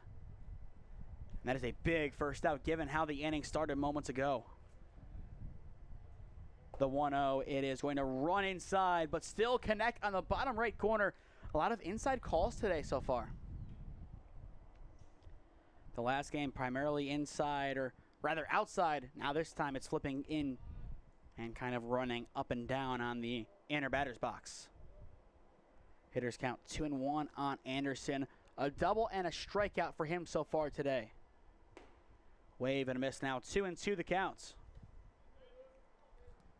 2 more games left to go today at Thurman Munson Stadium. In the next game, it is the Mountaineer Lumber Company taking on the Canton Class A squad. And then our nightcap, it is the Stark County Terriers and the 3B Barons. Those games scheduled for 4 p.m. and 6:30 p.m. And just based on where we are right now, we are going to have those games get pushed back by a, I would say, good margin. Maybe a 45-minute or hour switch. Payoff pitch, it is going to miss for ball 4. And it is back-to-back walks, but after the throwout, only 1 on with 1 down. And that does kind of make things seem a little bit less enticing for the Barons. You had that first runner get on, and you could have moved him into scoring position, but in the end, you can't. In a game that you're down by 5, you need runs. Now's not the time for the offense to stall. Throw back to 1, not going to be in time. I would say the humidity is definitely starting to play a role here at Thurman Munson. It wasn't that bad earlier on today, but now I would say it's getting pretty bad. And that is, I'm sure, going to make it very difficult to play in on the diamond. First pitch in the zone for strike 1. It's even hotter on the diamond, too. And we were down there to get lineup cards for the first game and the second game.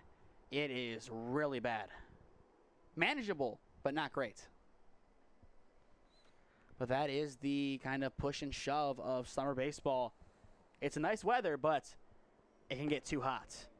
And I think this is going to be the worst of it. Usually when we do games, the second to last game is when the heat of the, well, heat is. But in this case, it's going to be right here in the middle of game number 2. And also a later start than usual for us, as usually we are on the air and ready to go at 8:15 for an 8:30 game. Today, 11 a.m., which I think both of us welcomed in. The 1-1, it is wide for ball 2. And I will say the vantage point here at Thurman Munson is amazing. Head-on view, and Yeah. I would say with the poles, based on where they are, you can just see right through everything. Really good. Very nice press box. Really nice facilities. Throwback to 1, it is not in time, and the first baseman for the defense of T3 goes to the ground. That is Pierce. Kind of an awkward dive to keep the ball right there.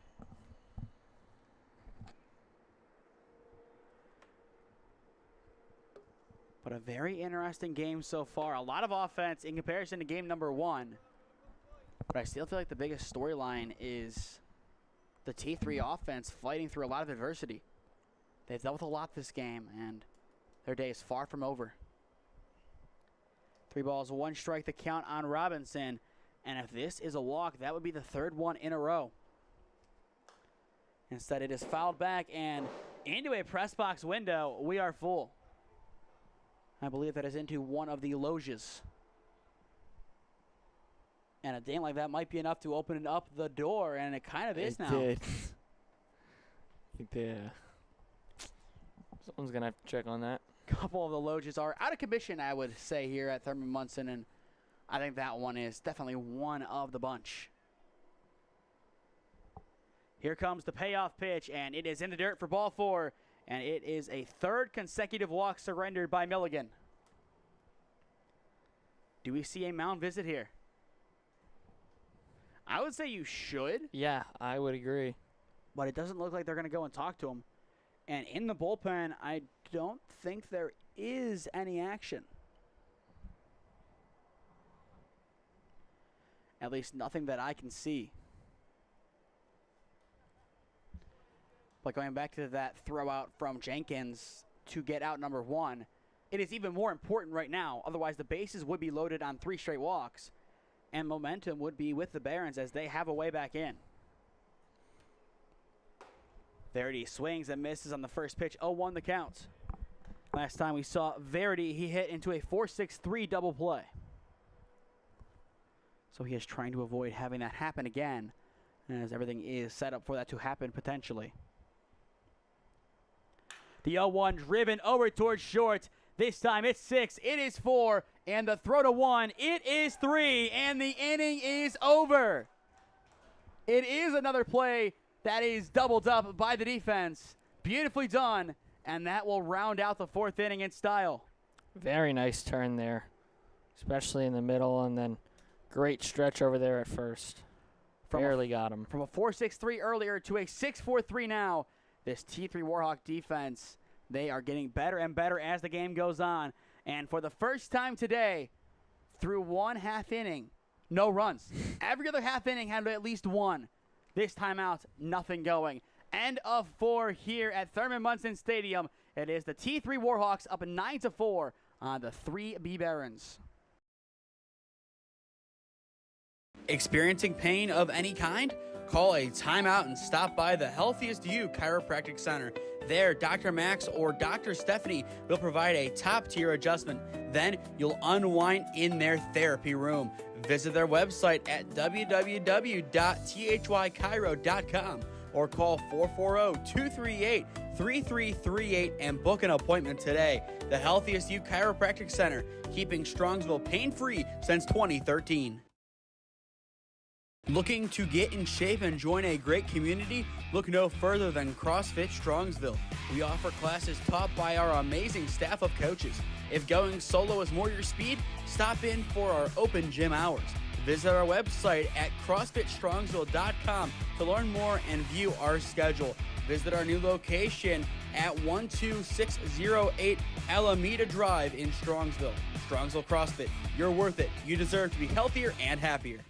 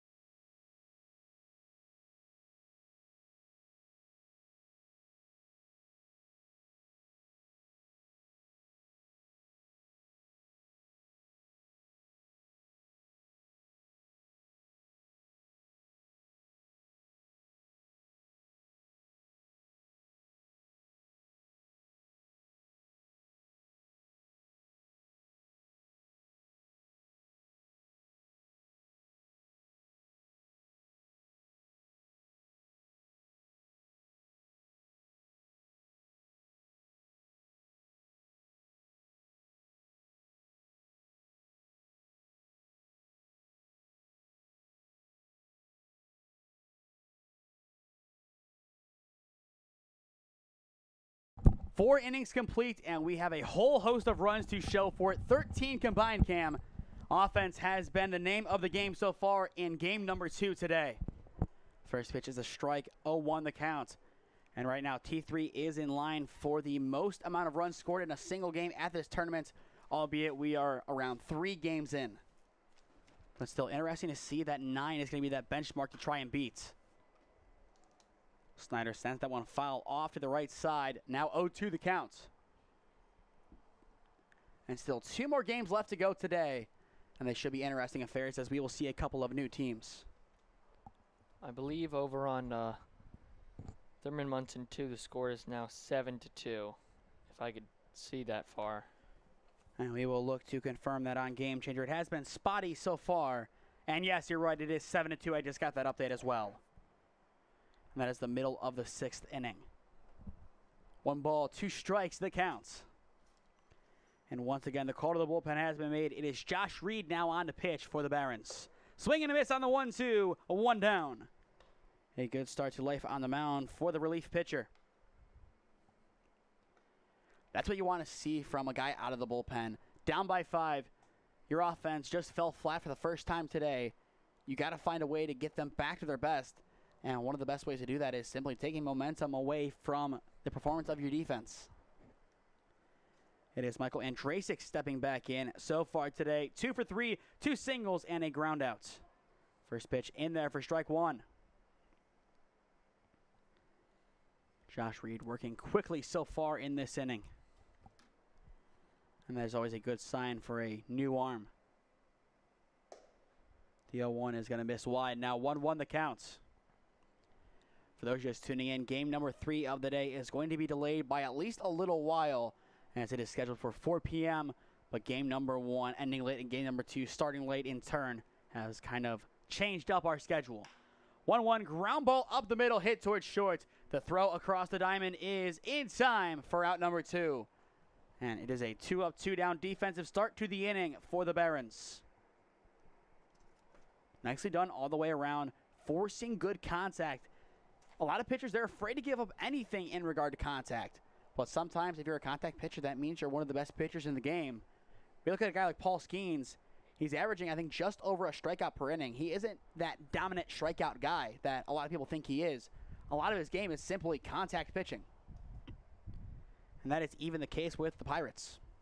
Like Slade Sakone the other day when he got his first strikeout in the 7th inning. It happens all the time. And you look at the 3B Barons, I believe it combined 2 strikeouts so far. And then same for the Warhawks. Not many strikeouts in this game, a lot of contact.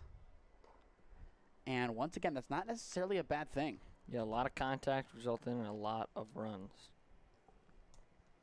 And also a lot of simple putouts, but given the volume, it's no surprise to see how many runs have been put on the board. An awkward pop off of the wood bat, and it is going to be caught over at first base. And the side is retired in order. A quick top of the 5th inning puts the 3B Barons back to the sticks. When we return, you are watching the 2025 NABF College World Series on the SmeeSports YouTube channel.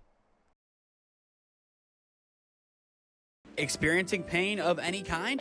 Call a timeout and stop by the Healthiest You Chiropractic Center. There, Dr. Max or Dr. Stephanie will provide a top-tier adjustment. Then you'll unwind in their therapy room. Visit their website at www.thychiro.com or call 440-238-3338 and book an appointment today. The Healthiest You Chiropractic Center, keeping Strongsville pain-free since 2013. Looking to get in shape and join a great community? Look no further than CrossFit Strongsville. We offer classes taught by our amazing staff of coaches. If going solo is more your speed, stop in for our open gym hours. Visit our website at CrossFitStrongsville.com to learn more and view our schedule. Visit our new location at 12608 Alameda Drive in Strongsville. Strongsville CrossFit, you're worth it. You deserve to be healthier and happier.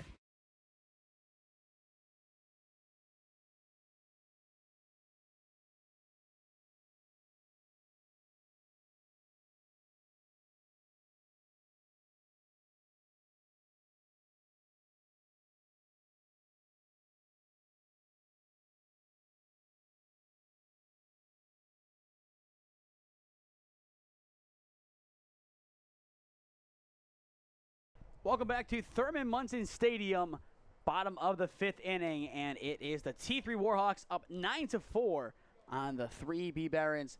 Cam, your thoughts so far on this offensive game? I mean, I like it. Very much a contrast to the first game, as kind of the offense was at the beginning and then mostly towards the end. But here it's kind of just been the offensive onslaught that kind of was looking forward to. 2 quick strikes, the pitch fouled back, and the count will remain 0-2. Given that it is midday, still a decent amount of fans along both complexes, but I'm sure later on today, especially when the Stark County Terriers are playing, this place is going to be packed. They do have a very big following here in Stark County. Swing and a miss. It is going to be a drop third strike. Throw it on to 1 is in time for out number 1. Strikeout number 3 today from Colin Milligan. And just like the Warhawks, 1 up, 1 down to begin the bottom of the 5th inning. That'll bring in Nate Evans, the third baseman, a single and a walk to his name so far. Remember, stick with us after our final commercial break today, and that will be after this game goes final. Then we will announce our player of the game, presented by CrossFit Strongsville. First pitch fouled away, 0-1 the counts. But ever since that first and second inning, this game has kind of dragged on, you can say. A lot of, I would say, similar scripts across the board. Count now 1-1. And we are hoping to have a final on Thurman Munson Field 2 in a few moments as well. And that'll give us another score to report officially. 1-1 driven foul, count now 1-2.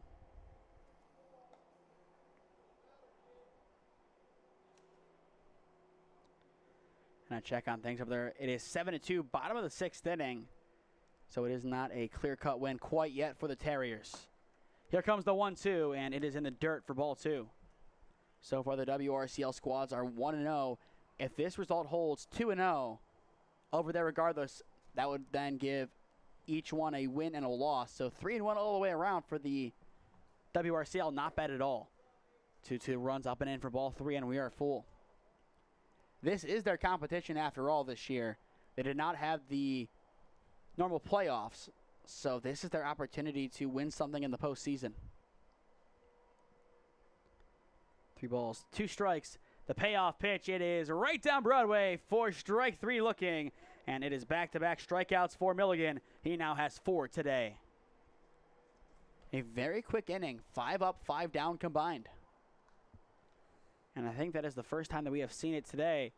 And now the back end of the scoreboard is starting to look very similar to game number 1. A lot of zeros. Troy Bachman, the right fielder, steps in. A ground out and a walk to his name so far. And on the first pitch, he is aggressive and chops it foul. 0-1 the count. And the goal is to get these games going a little bit quicker, especially as you pointed out, Cam, there are some storms that are, I would say, on their way to Thurman Munson within the next, I would say, 4 or 5 hours. And that is always the difficulty of getting in some summer baseball games, especially in the spring. You got to run against Mother Nature. The 1-1 up high for ball 2. And I think you can say that Mother Nature is an undefeated baseball champ. When she enters the game and she wants to be an impact player, she is. Yep, she will be here. 2-1, popped back, and I think that is off of the awning, and it is. And the thing is, I don't hear it roll off all the way, so the question is, are they stuck up there, or did they just roll and miss the back, I would say, landing behind us? I would assume that is the case, but I don't know for sure. 2 balls, 2 strikes, the pitch. It is going to miss wide for ball 3, and we are full. In the on-deck circle after Bachman, it is going to Demarion Young. The payoff pitch, swing and a miss, and the side is retired. After we talked about relatively no strikeouts in this game, Milligan goes ahead and gets 3 this frame. He now has 5 total through 5 innings of play. But for him, through around, I would say, 3 2/3 innings of work.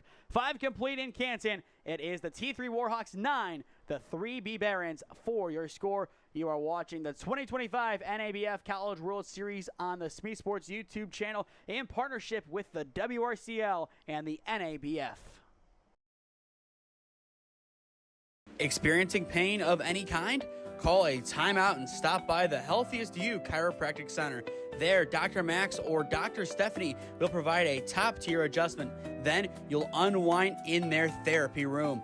Visit their website at www.thychiro.com or call 440-238-3338 and book an appointment today. The Healthiest You Chiropractic Center, keeping Strongsville pain-free since 2013.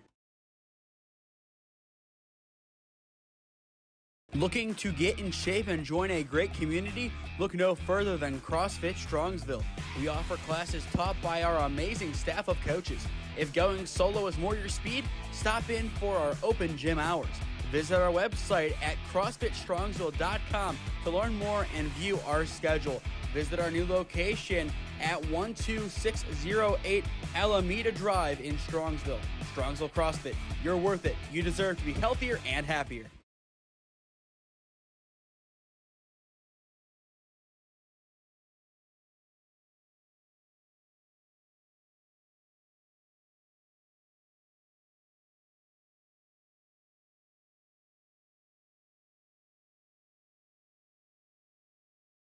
Time now for the penultimate inning of this game, as it is the top of the 6th inning. The T3 Warhawks up by 5, 9-4 your score, and the offense has their second to last opportunity to solidify their lead before they put it to the test in the bottom of the 7th inning. And the last bottom of the 7th inning, I would say a very caustic frame. This time out, it looks to be a little bit more clear-cut. Ground ball hit up the middle, and it is through into center field for a leadoff single. Nice piece of hitting by Hanson Huth. And he is now 3 for 4 today. So a good start to the top of the 6th inning, and that'll set up Josh Jenkins, who singled his last time up. If T3 can add on a couple of runs this frame cam, they could potentially put the run rule to the test. They need 3 here to get that done, and then need to allow nothing in the bottom of the inning. I would say it is not impossible at all. Throw back to 1. It is not going to be in time.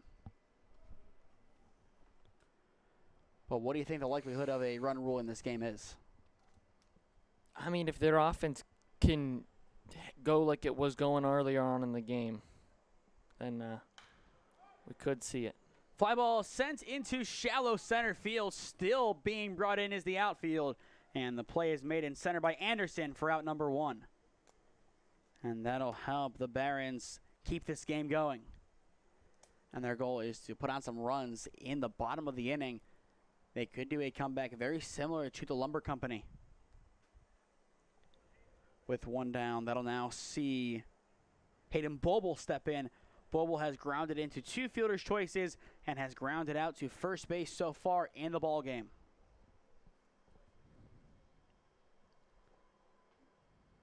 First pitch to Boble, it is going to be wide for ball 1.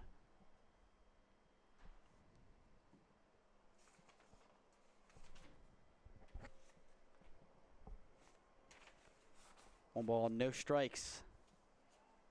Throw back to 1. Not going to be in time, but a good idea to, once again, keep him honest.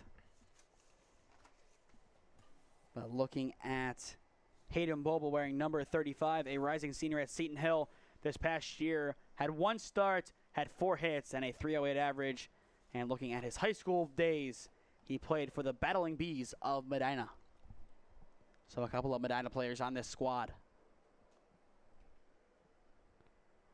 And I believe over on the other field, we are into the 7th inning. 7-2, Stark County on top. Here comes the 1-1. Swing and a miss. Now 1-2. Boble having to adjust his approach here. After Hayden, it goes to Ben Pierce, the first baseman, who has had a mixed bag today, but overall a solid outing offensively and defensively. 1 ball, 2 strikes. Here's the pitch. Swing and a miss, and there is out number 1. Back pick down the line, and it is not in time for the double play. So the Barons will have to settle for the 1 out there on the strikeout. Strikeout number 2 today from Reed. 2 down. But I love the aggressiveness behind the plate from Verity. Trying to get that extra out, trying to get out of the inning. That would have been the time to do it. And with 2 down, that is going to now bring in Ben Pierce. Pierce will take ball 1 down low. Next inning for the 3B Barons, it is going to be Young, Mannion, and Rocco C. So we will see how the bottom 3 in the order end up faring. The 1-0, it is going to connect now. 1-1 the count. This game going on, I would say, around 1 hour and 50 as we started around 2. So once again, we are going to have a delay for game number 3 as its scheduled start time is in, I believe, well, 10 minutes, and we're not going to get there. On the 1-1, he checks, and it'll be called ball 2. But both offenses have really cooled down. And the biggest difference on your scoreboard pretty much tells the story. 12 hits for T3, only 3 for the 3B Barons. I think, Cam, you agree that kind of just shows us where we are in the game. Absolutely. This game definitely in the hands of the Warhawks. The 2-1 up high for ball 3. And they look to be yet another team in the WRCL getting a win in this tournament. 3 of them have a win early on. That would be big. As we look over to field 2, and we are still going over there. Here comes the 3-1. Ground ball up the middle, scooped up at short. Flick to 2 is on the money, and the fielder's choice will retire the side outside of a leadoff single. Nothing going for the T3 offense in the top of the 6th inning. To the bottom of the frame we go with T3 up 9-4 on the B3 Barons. Experiencing pain of any kind? Call a timeout and stop by the Healthiest You Chiropractic Center. There, Dr. Max or Dr. Stephanie will provide a top-tier adjustment. Then you'll unwind in their therapy room. Visit their website at www.thychiro.com or call 440-238-3338 and book an appointment today. The Healthiest You Chiropractic Center, keeping Strongsville pain-free since 2013. Looking to get in shape and join a great community? Look no further than CrossFit Strongsville. We offer classes taught by our amazing staff of coaches. If going solo is more your speed, stop in for our open gym hours. Visit our website at CrossFitStrongsville.com to learn more and view our schedule. Visit our new location at 12608 Alameda Drive in Strongsville. Strongsville CrossFit, you're worth it. You deserve to be healthier and happier.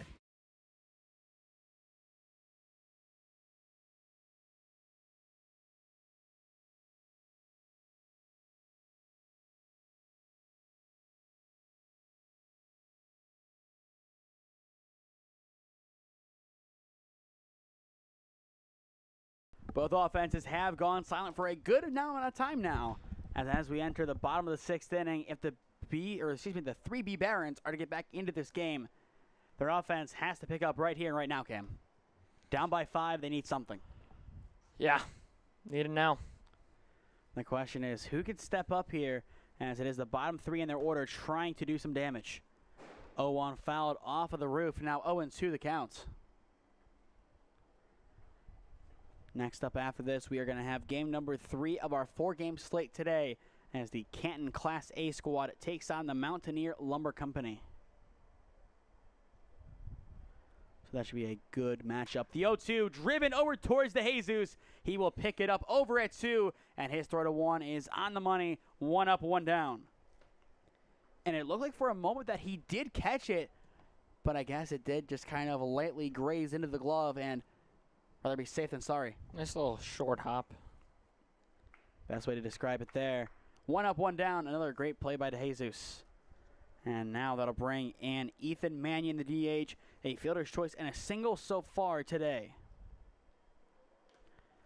Chops that one foul on a light tip. 0-1 the counts. As well, middle of the 7th inning, over on field number 2, the Stark County Terriers are up by 5, and they are 3 outs away from walking out of that game with a big win against the B2 Bulls. Here comes the 0-1. Down low, it misses. Now 1-1 the counts. Reminder to our 3B Barons fans, you guys have one more game at Thurman Munson Stadium today, and we will be broadcasting that game as well as you guys take on the Stark County Terriers. And based on how things are looking right now, that is going to be a must-win game. You got to have it to keep your hopes alive of making it to the final 3. It's not like only one team doesn't advance or it's the top 4. You have to be, I would say, 3-1 to make it to Sunday. Losing 2 on day 1 does not really bode well for that. 3 balls and 1 strike. The pitch, it will be down low in the zone and just missing it for ball 4. So it's a 1-out walk for Mannion. And that'll set up Giovanni Ragazzo. Ragazzo so far today has walked and has struck out swinging. And we will see what he has in store for his 3rd at-bat of the game. First pitch, it is going to go wide of Jenkins. Had it blocked, but in the end it does ricochet away. And that'll put a runner in scoring position. As I mentioned, we haven't seen a run put on the board since the top of the 4th inning. And that has given us, I would say, a long dead period of game.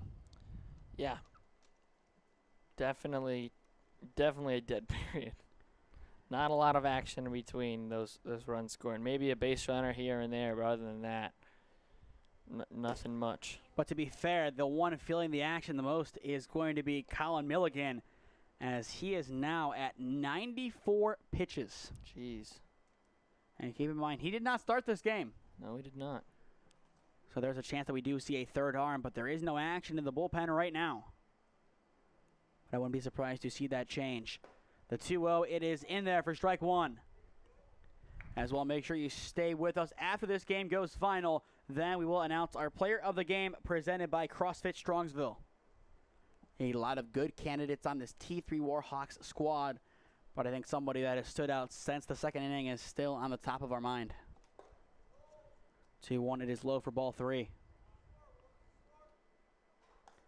In the on-deck circle after Ragazzo, it goes back to the top of the order with Anderson. And Anderson has already doubled today. Count 3-1. The pitch. It is going to hit the top of the zone for strike 2, and we are full.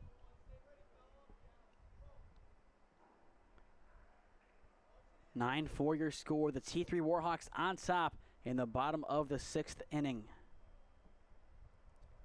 The payoff pitch hit foul and into the stands. The netting here at Thurman Munson is, I would say, great for videography. But if you're a fan, you're probably going to have a ball come near you at some point today. That is the one thing to note. 3 balls, 2 strikes, still the count, still a full count. The payoff pitch, it is there for strike 3 looking, 2 down. And he is going to have some words for the umpire. An interesting conversation there as he kind of got in his face a little bit there. Not something you usually see at these tournaments, but he has to be careful. One wrong thing and he's done. And not that we're going to see it in this game, but I do not know the NABF rule on ejections. That could mean he's out for this game and then for the next one, which would really hurt as they have to play again later today. But back to the top we go with Luke Anderson, the center fielder. He doubled his first time up, struck out his second time, and walked his third time up. Over on field 2, they are about done. 1-2 count on what could be the final batter of the game depending on how things go. But 1 down, they are close to wrapping that one up. In the meantime, the 1-0 to Anderson. Jenkins just drops it, and it is going to the backstop. That'll put run number 5 at third now for the Barons. And officially on field 2, they are down to their final strike. The Stark County Terriers on their way to improving to 1-0 at this year's College World Series. And they have a chance to win yet another one in a row, as once again they are the 3-time defending champs. Really impressive that they have done that well so far. The 2-0, swing and a miss now, 2-1 the count. Good response by Milligan as he is now at 102 pitches. Still going strong. And still no action in the bullpen that I can see. That is just insane. 2-1, swing and a miss now, 2-2. But do they have anybody that they could possibly even warm up? Or is it going to be, you know what? You are the man of the hour and you're going to go on and throw. That could be what happens over there. And it does appear that we do have a final score off on field number 2. Here comes the 2-2 pitch, and it'll be fouled back over the stadium. Count remains 2-2, and we do have a final score from Thurman Munson, field 2. It is the Stark County Terriers taking down the B2 Bulls, 7-2, your final score. So Stark County and the Mountaineer Lumber Company are your winners so far today. Both now 1-0. Count remains even. 2 balls, 2 strikes. The pitch, it is there for strike 3 looking, and the side is retired. Anderson did not like that decision, but Milligan surely did as he gets yet another strikeout on pitch 105 of the day. That is unreal for Milligan. We got to take a second here. That is pure Iron Man stuff 105 is... in relief. Yeah. In relief, keep in mind, don't sell him short in that regard. Came on with no notice, and he has thrown 105 pitches, and he has been a tremendous stronghold on the mound today for the T3 Warhawks. On to the final inning we go. Top of 7 up next as the T3 Warhawks find themselves up by 5. 9 for your score as they are on top of the 3B Barons. Experiencing pain of any kind? Call a timeout and stop by the Healthiest You Chiropractic Center. There, Dr. Max or Dr. Stephanie will provide a top-tier adjustment. Then you'll unwind in their therapy room. Visit their website at www.thychiro.com or call 440-238-3338 and book an appointment today. The Healthiest You Chiropractic Center, keeping Strongsville pain-free since 2013.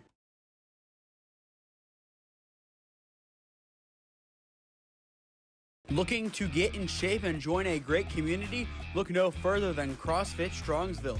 We offer classes taught by our amazing staff of coaches. If going solo is more your speed, stop in for our open gym hours. Visit our website at CrossFitStrongsville.com to learn more and view our schedule. Visit our new location at 12608 Alameda Drive in Strongsville. Strongsville CrossFit, you're worth it. You deserve to be healthier and happier.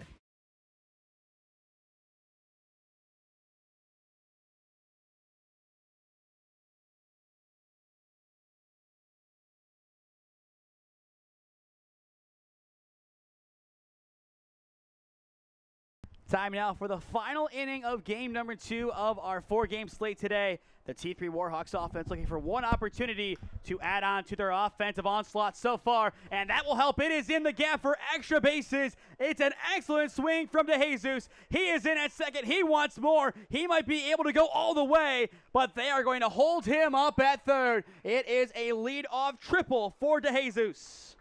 Wow. The offense has been relatively slow as of late, but DeJesus gets the 7th inning underway with a big, big swing. One of the best rips that we have seen so far today in Canton. And going back to the final score over at Thurman Munson Field 2, with the Warhawks having 9, that'll be officially the mark to beat for most runs in a game at this tournament. And we will see if that ends up changing or not. Now it is Isaacs stepping in as he will take ball 1 in the dirt. The next 2 games today once again include the Canton Class A team taking on the Mountaineer Lumber Company. That game supposed to get underway at 4 o'clock, but as it is 4:03, that game, by doing the math, is going to be delayed by at least a little while, potentially a 5 p.m. first pitch instead. And then later on today, scheduled for 6:30, it is going to be our final game of the day as the Stark County Terriers take on the 3B Barons. The thing that's no bueno about that one is the possible rain that was slated for 7 p.m. I will check in between games and give you an update on that. What does it say now? That's what I'm concerned about if it moves up. I guess if it moves up. I think based on the OHSAA state tournament, this field knows a thing or two about some rain delays. Let's find out. But there are lights, so that is a saving grace. 1 ball, 2 strikes. And here is the pitch. Ground ball up the middle. Isaacs hits it right back up the gut. The throw to 1 on the money for out number 1. It is an excellent scoop and strike from Josh Reed. Not as hard as the comebacker that took Griffiths out of the game, but still a nice play. And I will get a second opinion on whatever Cam says on another weather app, as cross-referencing is the best way to get our best picture for that. Mine says 0 now. All of a sudden, it is dissipated. I'm seeing 15%. That's as much as I looked at the radar. Before the radar was showing that we were going to get hit by a big cloud, and now there is no cloud. And now another one shows storms at 6. The Apple weather app is an anomaly. I like 2 out of 3. I think it just makes things up at some points. I just don't think it knows. It could be right, but I feel like half the time they just throw a dart at a board, and wherever it lands, that's where it's getting rained on. 1-0 the count as we are back to Snyder at the at the top of the order. Good drive into left center field. It is down, and it is an RBI single for Luke Snyder. First run of the game scoring since the 4th inning, and that will put the T3 Warhawks into double figures. 10-4 now your score. But going back to the weather, you're going to have to emulate your inner Dick Goddard in this profession, as you also have to be able to tell the weather and kind of anticipate if there are to be any delays or not. Now, tomorrow might be a tough one here at Thurman Munson, as I believe there is a lot of rain expected. So we'll see how far they actually get in pool play. or what they'll have to play on Sunday, which that would be really tough. Andrasic fouls off the first offering, 0-1 the count. So far today, 2 for 4, first 2 at-bats, singles, the back 2 groundouts. But I would say overall for the rising junior at Capital, a very good game. Yeah, very productive day. And that is what you want out of your number 2 hitter. But the number 3 hitter, I think he does tell the story just a little bit better, but more on Popek later on. Before the 0-1 throwback to first, not in time. As well, my question is with the Lumber Company and Canton Class A, are they going to be ready to go just seeing this delay? Or is it going to be a slow start in that game? They'll probably give them the same amount of time that they got to warm up for this game. I mean, obviously, they really not a ton of space to warm up except on the field. So probably going to be half hour, 45 minutes after this game finishes. And the thing is, you're mentally prepared to play at 4. What happens when you're warmed up, all psyched up at 4, and you're not able to go out there? That one caught in foul territory for out number 2. But that's the aspect of it that we talk about with a lot of coaches. How do you get your guys ready to go half hour ahead of schedule, but also a half hour behind the 8 ball? You have to be ready to play at any given time, and that is another thing that separates the good teams from the great, your readiness to play no matter the time. And we saw that in the Division II state championship game as Anthony Wayne and Amherst had to play each other at 10 p.m. at night at Canal Park. And that was really just a really ridiculous day. Runner will go. Pitch is swung on and fouled back, I believe, into the parking lot again. 0-1 the count. But I will say not as bad of a drive out to Thurman Munson as I thought it would be. Still having to go through the construction on 77, but overall not as bad as I thought it would end up being. And in the end, you get to this beautiful facility. It makes it a little bit more worth it. And I believe we are not too far away from Canton South High School. And Cam, you played at that field, and you know how it's set up. And if you saw the images back in April, you understand how that field flooded, and it was really bad. Yes. I believe the center field fence got taken down by a flood. Ground ball chopped over to short. They will take the fielder's choice away out of the inning, and it will officially end the top of the 7th inning. One final chance for the 3B Barons, down by now 6. Can they tie it up? They need 6 to tie, 7 to win. When we return, you are watching the 2025 NABF College World Series on the SmeeSports YouTube channel. Experiencing pain of any kind? Call a timeout and stop by the Healthiest You Chiropractic Center. There, Dr. Max or Dr. Stephanie will provide a top-tier adjustment. Then you'll unwind in their therapy room. Visit their website at www.thychiro.com or call 440-238-3338 and book an appointment today. The Healthiest You Chiropractic Center, keeping Strongsville pain-free since 2013.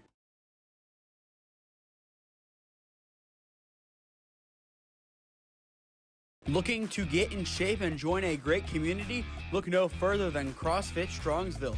We offer classes taught by our amazing staff of coaches. If going solo is more your speed, stop in for our open gym hours. Visit our website at CrossFitStrongsville.com to learn more and view our schedule. Visit our new location at 12608 Alameda Drive in Strongsville. Strongsville CrossFit, you're worth it. You deserve to be healthier and happier.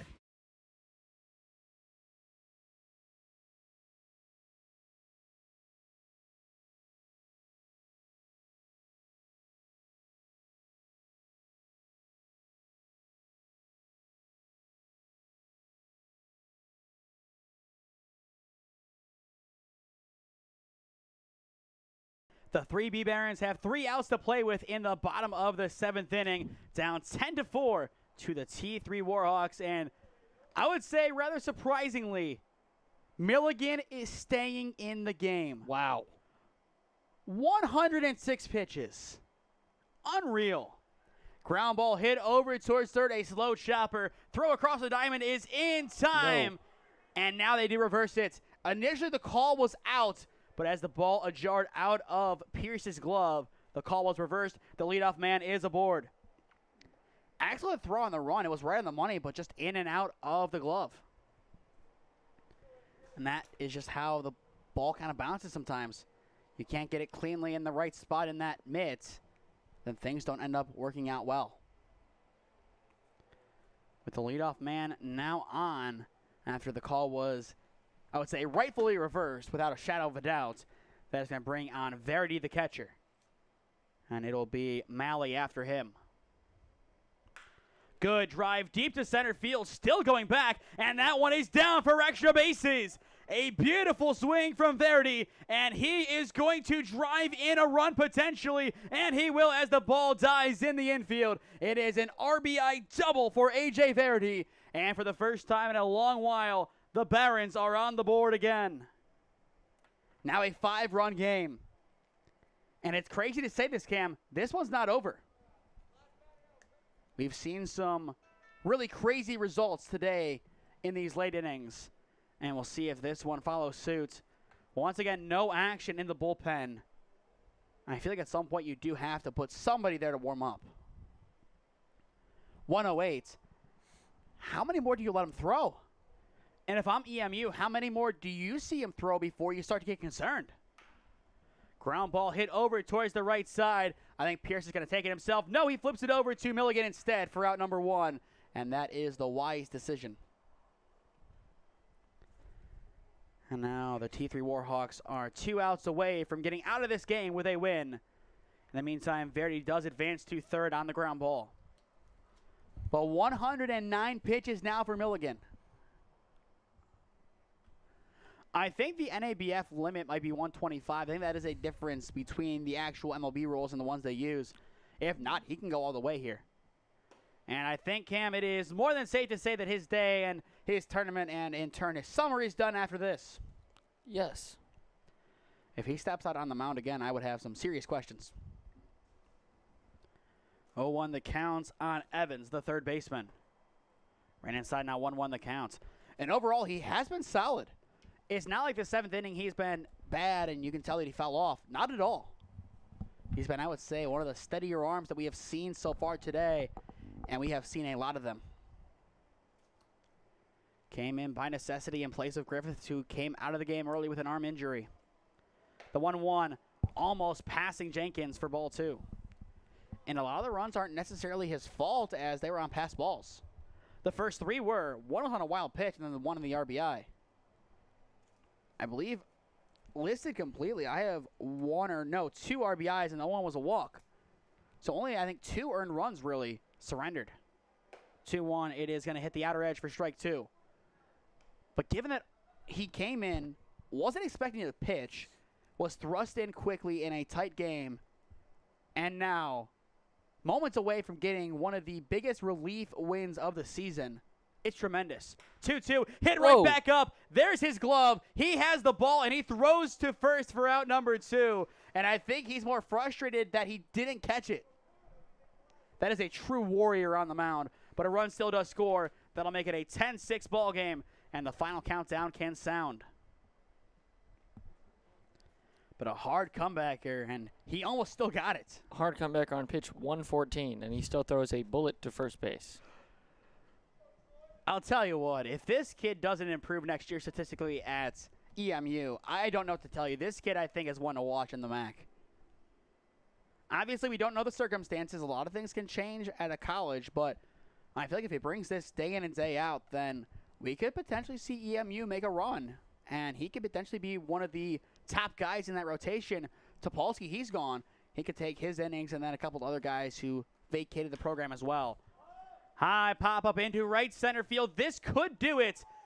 And it'll be called off and caught in center. Almost a miscommunication, but in the end, Andrasic tracks it down, and that'll do it for game number 2 of the day. The T3 Warhawks survive as they take out the 3B Barons. 10-6 your final. One final commercial break, then we will be back on to announce our player of the game presented by CrossFit Strongsville.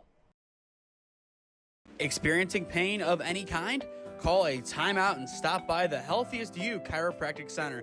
There, Dr. Max or Dr. Stephanie will provide a top-tier adjustment. Then you'll unwind in their therapy room.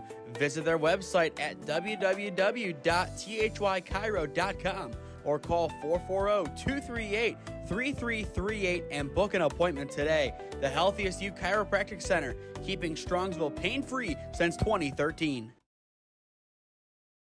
Looking to get in shape and join a great community? Look no further than CrossFit Strongsville. We offer classes taught by our amazing staff of coaches. If going solo is more your speed, stop in for our open gym hours. Visit our website at CrossFitStrongsville.com to learn more and view our schedule. Visit our new location at 12608 Alameda Drive in Strongsville. Strongsville CrossFit, you're worth it. You deserve to be healthier and happier.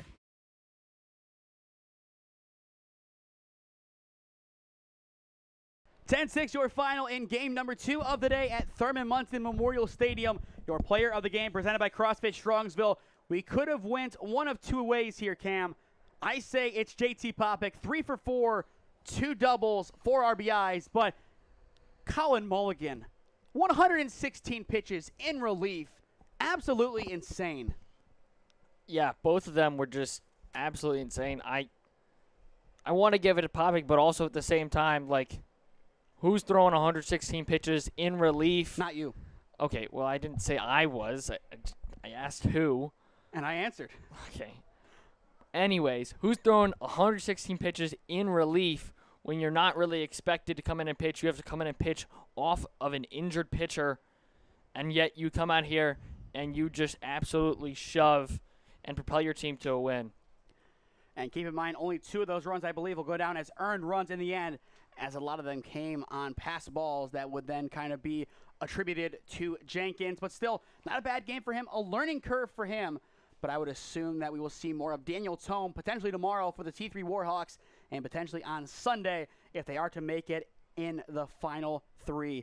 To stay up to date on all the games that we are covering, follow SmeeSports on Instagram and SmeeFest2024 on Twitter. As well, subscribe down below to the SmeeSports YouTube channel. Enable push notifications to be notified when we upload or go live. Our goal is to hit 5,000 subscribers by the end of this calendar year. So if you are new, go down below and subscribe. There is no cost associated with it, but it greatly helps out all that we do here at the SmeeSports YouTube channel, the SmeeSports family of social media accounts, and SmeeSports LLC.